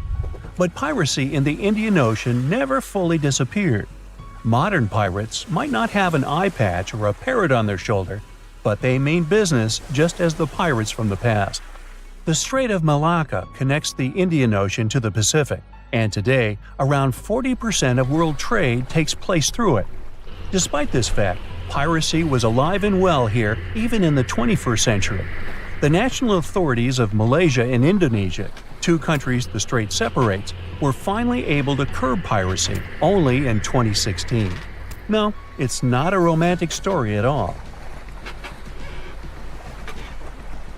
There's a tiny island surrounded by the stunning clear Red Sea and a bustling underwater world. Zabargad, also known as St. John's Island, has no trees and consists mostly of peridotite, which is rich in peridot. And before you Google it, peridotite is a gemstone that has the nickname the Evening Emerald because of its sparkling green hue. Some historians believe Cleopatra herself loved peridots, and that lady could afford any jewels in the world. Geologists believe peridot forms as a result of the spreading of the seafloor. When the Earth's crust decides to part ways, rocks from deep down get pushed up to the surface. That's exactly how our treasure island formed. The African and the Asiatic continental plates bumped into each other, and rocks in the lower crust went above sea level. Peridot also comes from meteorites that have crashed into Earth, but that's really rare. Its color ranges from a brown-green color to yellowish-green to pure green. Yellowish-green is the most common shade you'll see in jewelry. This color is possible thanks to a good amount of iron in the stone. The deposits of this beauty are spread all across the world, from Vietnam to Arizona and Hawaii, Tanzania, South Africa, Sri Lanka, and Norway. And then, of course, there's Zabargad. So, this place is geologically unique as it's an island built of uplifted mantle, and it's also the oldest and longest known source of peridots in the world. The first people came here for the gemstones many centuries ago. Famous Roman philosopher Pliny the Elder mentioned in his writings that pirates had discovered Zabargad's treasures in the year 500 before the current era. The beautiful green rocks made their way to Queen Bernice of the Roman Empire. They came from the ancient trading port Berenike on the edge of Egypt's eastern desert. When the city fell in the 6th century, all work stopped, and the island with all its treasures stood alone for hundreds of years. In the 19th century, British explorers found the beautiful green island in the Red Sea and figured out it was the one described by Pliny the Elder a long time ago. Turkey did some mining here in the 20th century. Over just 4 years, they managed to collect over $2 million in peridots. They sent the gemstones to France for cutting.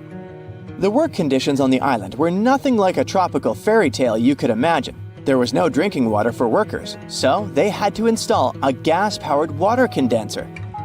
Now, this territory belongs to the Elba National Park System. Most people come here to see the underwater beauties of the reefs. But if you look above the water, you can still see some beautiful sparkling peridots. If Christmas Island in Australia is on your travel list, plan the trip wisely.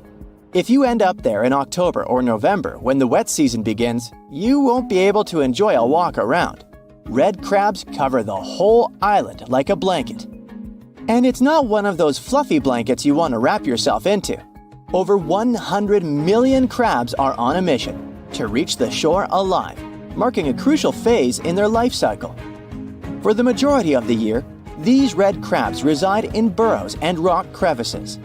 They have fruits, berries, fallen leaves, and various organic matter to keep them going. But when the dry season is over and the moon is in a specific phase, they know it's time to go. When they reach the coast of the Indian Ocean after several days of migration, they create deep burrows where females will eventually hatch their eggs. Once the burrows are ready, the male crabs return to the rainforests and the females stay at the beach for at least 12 days to keep the family going. The new parents are so smart, they follow the moon to pick the perfect moment with a milder tide to carry their eggs to the water. Once they hatch, the crabs bring their new family members back inland. There, they wait for the rainy season again to keep the circle of life going. To safeguard this magic, authorities close road in areas where crab migration takes place. Japan has a brand new addition to its archipelago. The world's newest landmass literally popped up in November 2023. This unnamed island is just over 300 feet in diameter. It's made of pumice and tuff left by an undersea volcano that kicked off its eruptions in October. The volcanic hustle has quieted down since then, and the waves are eroding chunks of the newly found land. Without lava flows to create a sturdy protective crust over the soft volcanic debris, the future of this freshly formed island is unstable. Similar islands had popped up before but were short-lived and vanished once volcanic activity ceased. An island born in 2021 the same way is still visible today though, so the newborn island might have some life prospects. If not, we're likely to see more territories like this. Japan is super rich in active volcanoes on land, with over 100 in its collection. If you make friends with the Uros people living in the Lake Titicaca area and ask them for their address to send a postcard, they will have a hard time answering. Their ancestors from more than 500 years ago came up with a brilliant invention to protect themselves from the Incas. They built islands from totora roots and reeds that could be moved away from danger deep into the lake. Totora plants help the local community a lot since it's water resistant and is used for all sorts of things, from building boats to roofs and mattresses. The islets are even edible, and the flowers of the plant they're made of are used for tea. So there are around 120 islets still preserved, and over 1,000 people can live on them. From 2 to 6 families share one islet home. Since there's no need to run away from the Incas anymore, they need to make sure the islets stay in one place. Every 15 to 20 days, the reeds forming the islets decay and need to be replaced. To prevent constant drifting, locals use eucalyptus rods as anchors, firmly securing the islets. Despite their small size, these islets have 2 spoken languages. The residents craft their fabric and create stunning outfits. Solar panels provide sufficient power for them to have light and even TVs. The main islet has a radio station, and the locals have embraced tourism.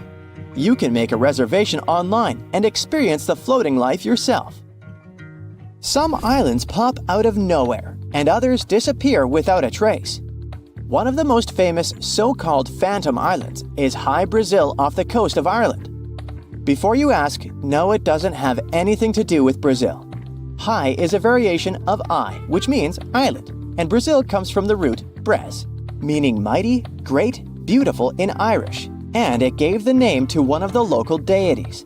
This tiny mist-covered island was first mapped in 1325, but later attempts to pinpoint its exact location didn't come to one result. So, legend has it that the island appears only once in 7 years, and even those who claim to have seen it say they had just sailed right through it without bumping into any land. Captain John Nisbet shared the story of how he had not only spotted High Brazil, but got stranded on it with his crew. According to him, the island boasted a castle and was mostly uninhabited. There was even an encounter with an ancient grave gentleman who shared the island's ancient history over a lavish feast. In the late 15th century, a series of expeditions set sail from Bristol to find the famous island. All attempts failed, and High Brazil disappeared from the maps in 1865. We might never find out if it was there in the first place, but it's a beautiful story anyway. In 1850, French scientist Auguste Mariette went to Egypt looking for manuscripts. but accidentally found a head of a sphinx sticking out of the dunes. He cleared the sand and figured out the sphinx was guiding the entrance to some underground construction. Several months later, he finally entered the Serapeum of Saqqara. Inside, he found an enormous granite sarcophagi with remnants of 64 bulls. Scientists are still amazed by the tech that the ancient Egyptians used to transport those enormous boxes. The Serapeum was built around the year 3000 before the Common Era. It was an underground tomb built to honor the sacred Apis bulls of ancient Egypt. It had a long hallway, almost 500 feet long, with giant stone rooms on both sides. Some of the sarcophagi weighed as much as 50 average cars, and all of them were made with super precision, with exact 90-degree angles. These sarcophagi were beautifully decorated with hieroglyphs and carvings that told stories about the lives and importance of the Apis bulls. Now, there are 24 sarcophagi left. In ancient Egypt, Apis bulls were very special animals connected to the deity Ptah. They thought the bulls carried Ptah's spirit and wisdom, helped the pharaoh, and protected the Egyptians. Priests looked for special markings on young bulls to find Apis bulls. It could be a white triangle on its forehead, which symbolized divine light, a shape on its back like a vulture's wing, and a scarab shape under its tongue, which stood for rebirth. If a bull had these signs, they believed it was chosen by Ptah and treated it like royalty. The chosen bulls lived in a special temple in Memphis, the city where they worshipped Ptah. They received the best care and offerings from visitors who wanted their blessings. When an Apis bull passed away, it was treated with great honor and mummified. When Mariette entered the Serapeum, he noticed traces of rollers on the gallery's floor and found 2 wooden horizontal winches. Each had 8 levers. Later, other explorers saw double rails. The burial chambers were lower than the hallway floor. To get the boxes into place, workers filled the chambers with sand so the sarcophagi could be rolled in straight. Then they slowly removed the sand to gently lower the boxes into perfectly cut spaces in the bedrock. A carved stone sign found in the Serapeum said it took 28 days to move just one sarcophagus and its lid into its spot during the time of Ptolemy II. The extreme precision of the sarcophagi with 90-degree angles also has an explanation. Ancient Egyptians wrote texts, or rather, papyrus, on geometry a long time ago. It shows that they knew the approximate number pi and could calculate the volume of a pyramid with its top cut off. If they could figure out complicated math like that back then, it makes sense that they could also carve perfectly flat surfaces 500 years later. All this sounds pretty legit, but some people think certain things don't add up here. The size of boxes is way larger than the size of bulls, yet they buried pharaohs in tiny coffins that barely fit their bodies. The sarcophagi are made out of granite with crazy precision, and they could have just used limestone, which would have made things way easier. The transportation of the boxes seems pretty simple, but only in theory. If one person could pull about 440 pounds, then at least 250 people would be needed to pull just one box. The tunnels in the Serapeum are really narrow, only about 2 feet wider than the boxes themselves. There's no way hundreds of people could have squeezed into those tight spaces to pull the boxes. And even if they did, how would they turn the box in the cramped corridor, lower it into its niche, and place it perfectly in the middle? Somehow, they did this 24 times, and every box is centered perfectly. Plus, the chambers were dusty, and there were no signs of soot from lamps.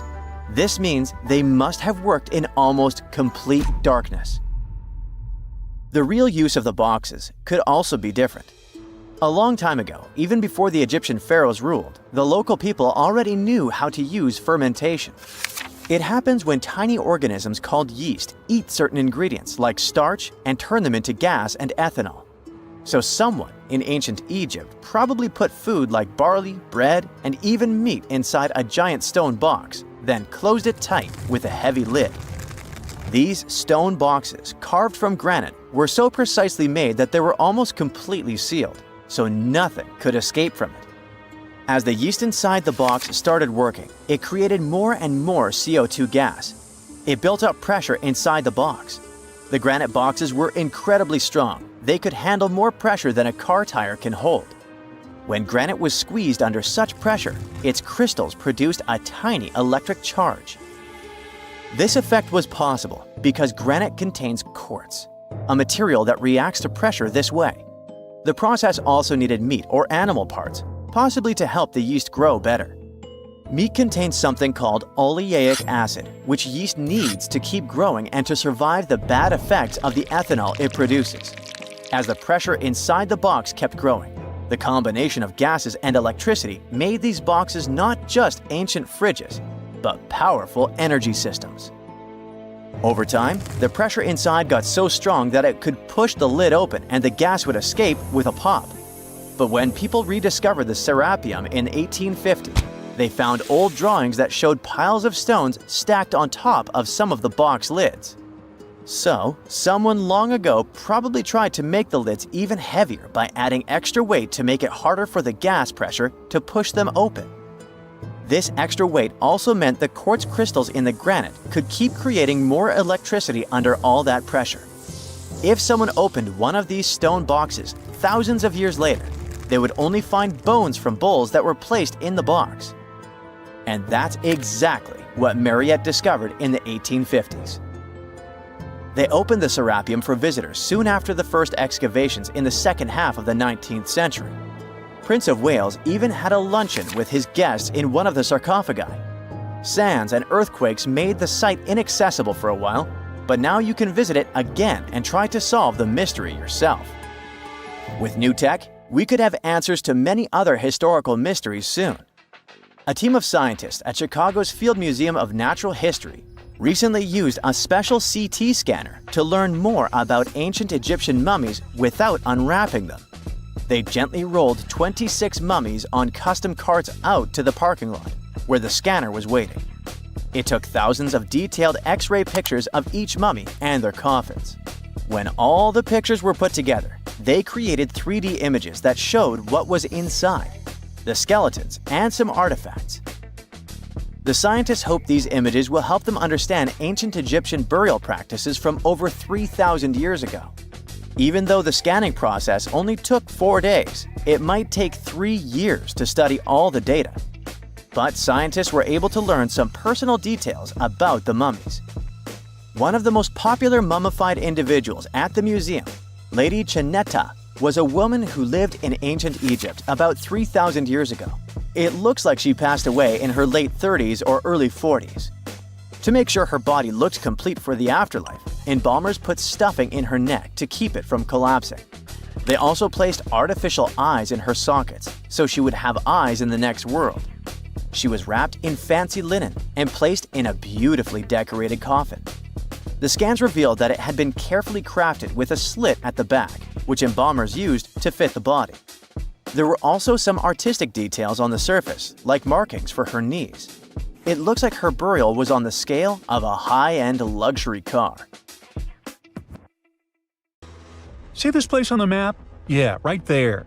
It's estimated that around 100 people have vanished or lost their lives here.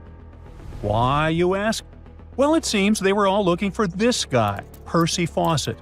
He was a British colonel, famous for his sharp blue eyes, perfectly groomed beard, and signature hat. He looked like a character from Pride and Prejudice, but lived more like Indiana Jones. In fact, this character was inspired by Fawcett's story. But his disappearance in 1925 was more macabre than any movie plot. Colonel Fawcett was bold. Not the ask your neighbor's Wi-Fi password kind of bold. I'm talking full-on, I don't care that much about my life bold. He used to be a soldier in Sri Lanka and even did a secret spy gig in Morocco, but he needed more. So in 1906, Fawcett started exploring parts of Brazil and Bolivia where no one had dared to go before. His mission was to create secret, mind-blowing maps. Okay, that doesn't sound too risky, but trust me, it was. If you want to explore the world nowadays, you just open Google Earth and, well, that's it. No danger, no adrenaline, just maybe 1 or 2 creepy street view photos. Ew. But we're talking about the beginning of the 20th century, when satellites, in this weird Google car, didn't exist. Back then, if you wanted to fill in the world map, you actually had to explore the land on foot. So that's how Colonel Fawcett ended up in South America. And he became famous for his expeditions to map out the wild Amazon. He was the first guy to record the locations of waterfalls in that region, for example. But then he got obsessed. Blame it on lack of sleep or whatever sketchy Amazon jungle juice he was sipping, but suddenly he was like, I'll bet there's an ancient advanced city hidden somewhere around here. Spoiler alert, there wasn't. But he was hooked on that idea. Hanging out with native Indians for so long convinced him that large groups could totally thrive in the middle of a massive rainforest.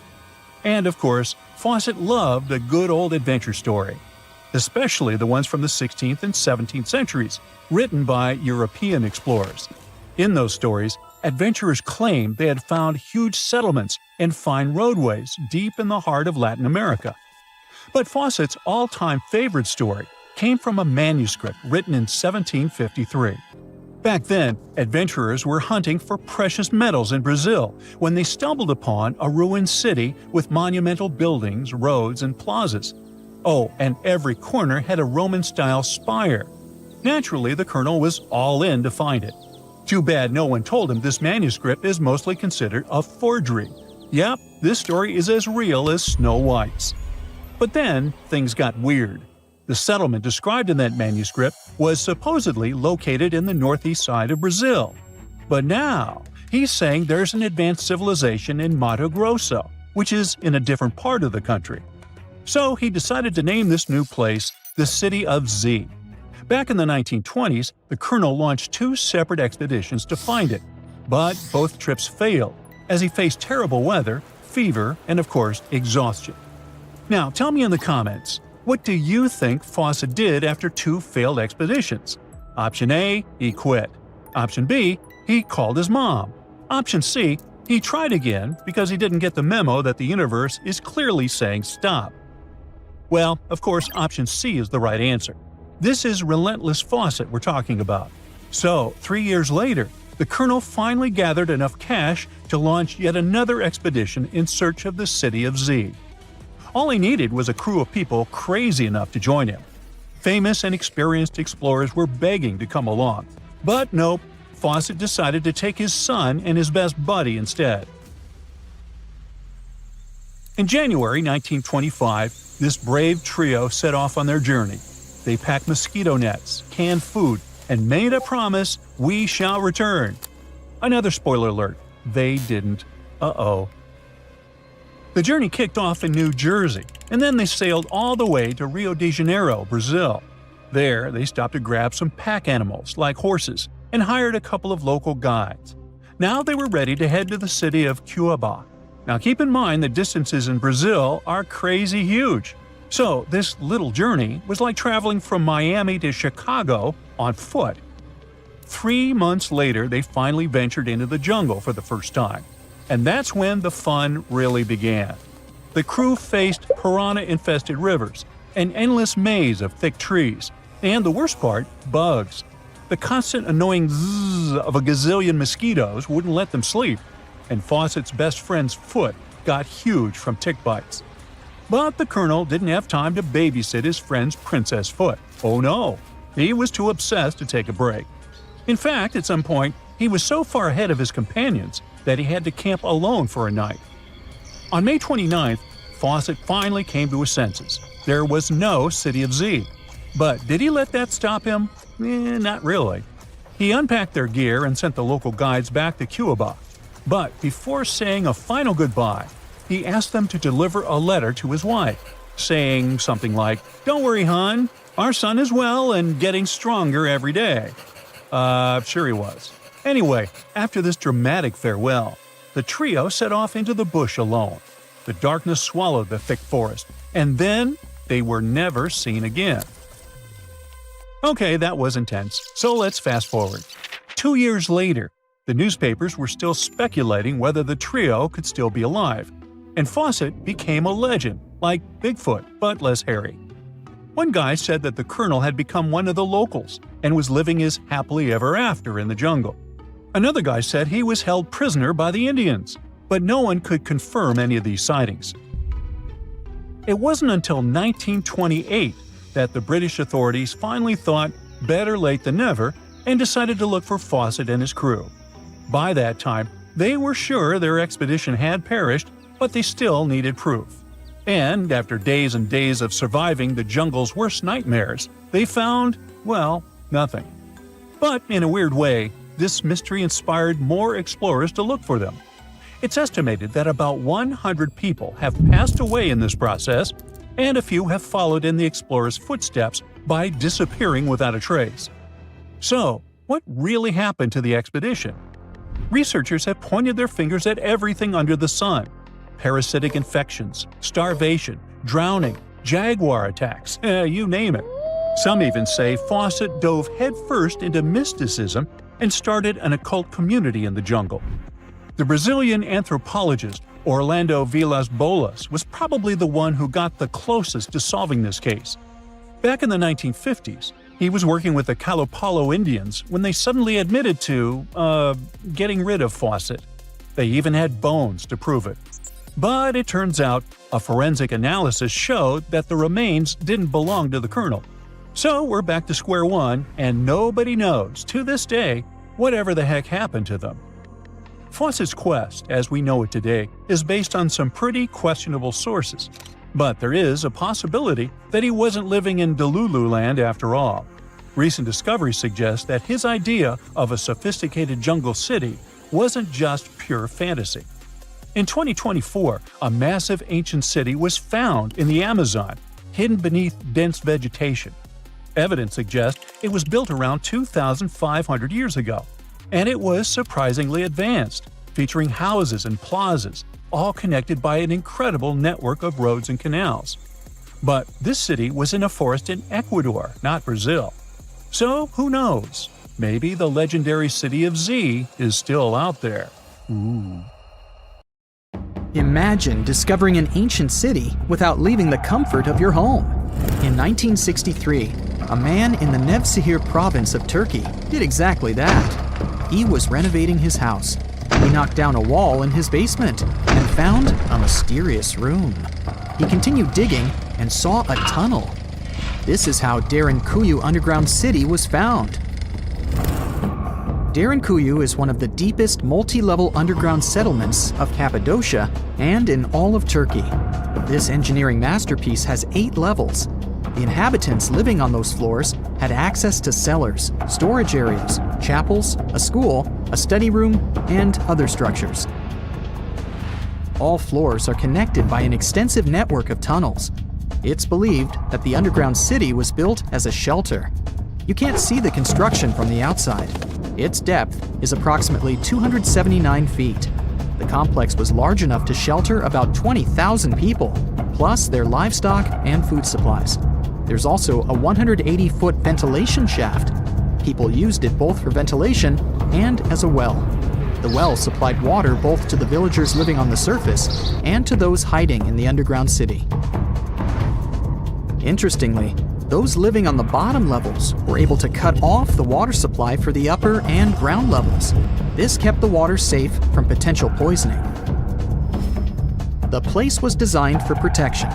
The tunnels could be blocked from the inside with huge round rolling stone doors.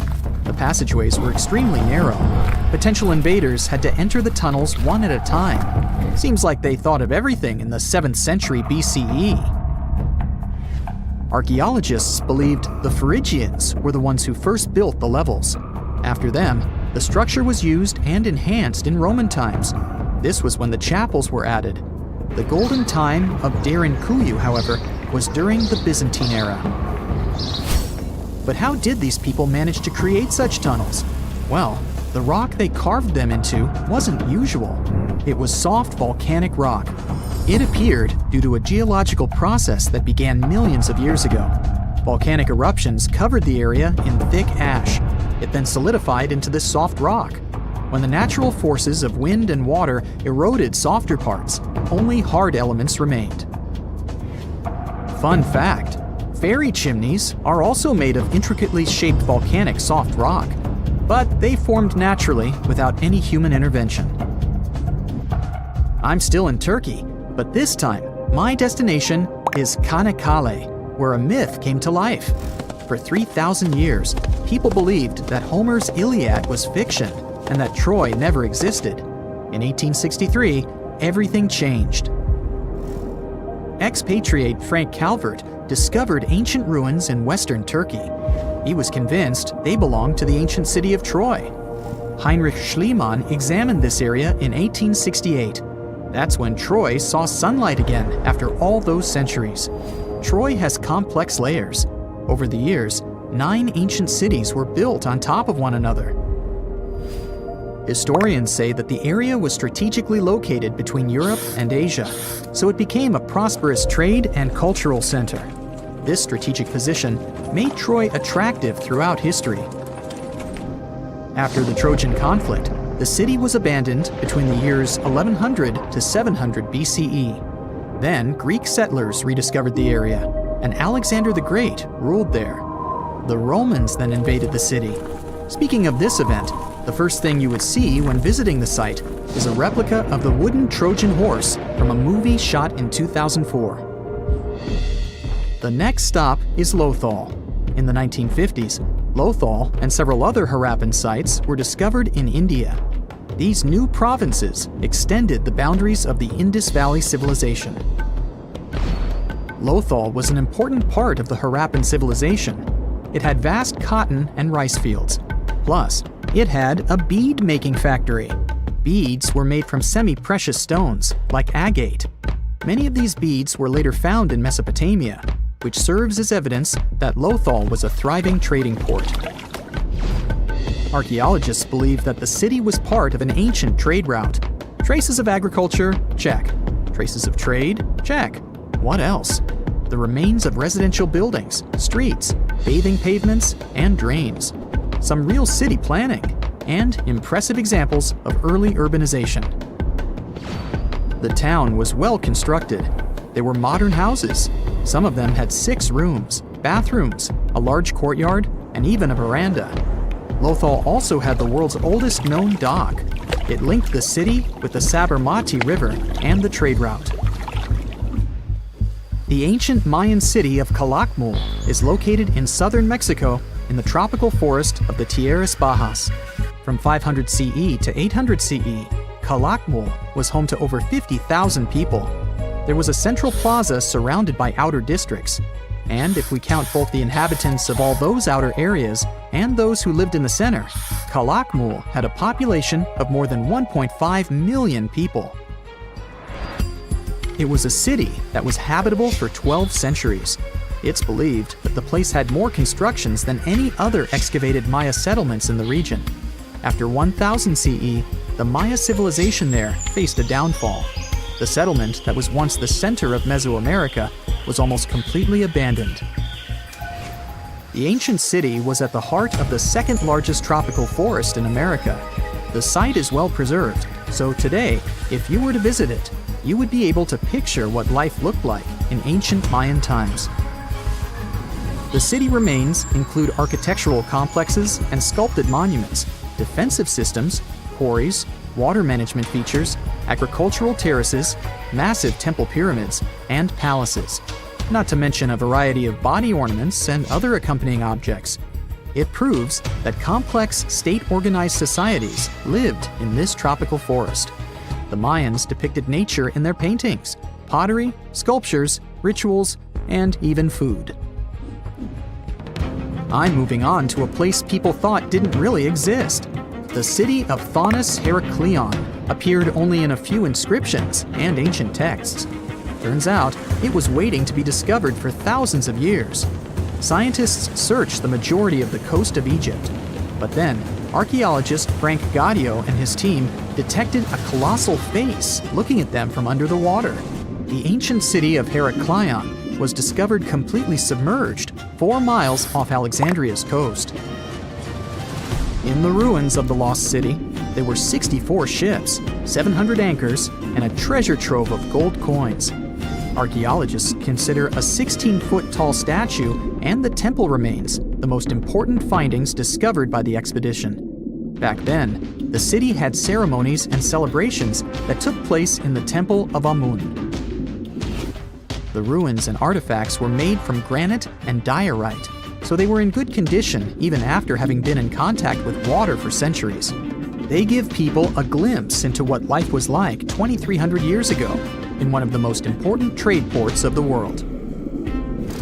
The city had a network of canals. You can think of it as an ancient Egyptian Venice. The canals linked many separate harbors and anchorages. Towers, temples, houses, and other structures were also linked by bridges. Thonis Heraklion was the country's main port for international trade and the collection of taxes. No one really knows how the city ended up submerged, but archaeologists connect it with natural causes. At the end of the 2nd century BCE, most probably after a flood, Heraklion got covered with water. Then, Alexandria, the city founded by Alexander the Great, became more glorious than Heraklion. Before Alexandria's fame, Heraklion was the main port of entry to Egypt. So, after the disaster, many ships heading for Heraklion had to change their route and go to Alexandria. Heraklion lost its glory until its rediscovery in 1933. Mesa Verde is an American national park in Colorado. The park is the largest archaeological preserve in the U.S., with more than 5,000 sites, including 600 cliff dwellings. Mesa Verde means green table in Spanish. The name comes from the shape of the mountains in the area, with flat tops and steep sides. The park is an ancestral Puebloan archaeological site. Starting from 7500 BCE, a group of nomadic Paleo-Indians seasonally lived in Mesa Verde. They were hunters, gatherers, and crop farmers. They built the first pueblos in the region. By the end of the 12th century, the Mesa Verdeans began constructing massive cliff dwellings, which are now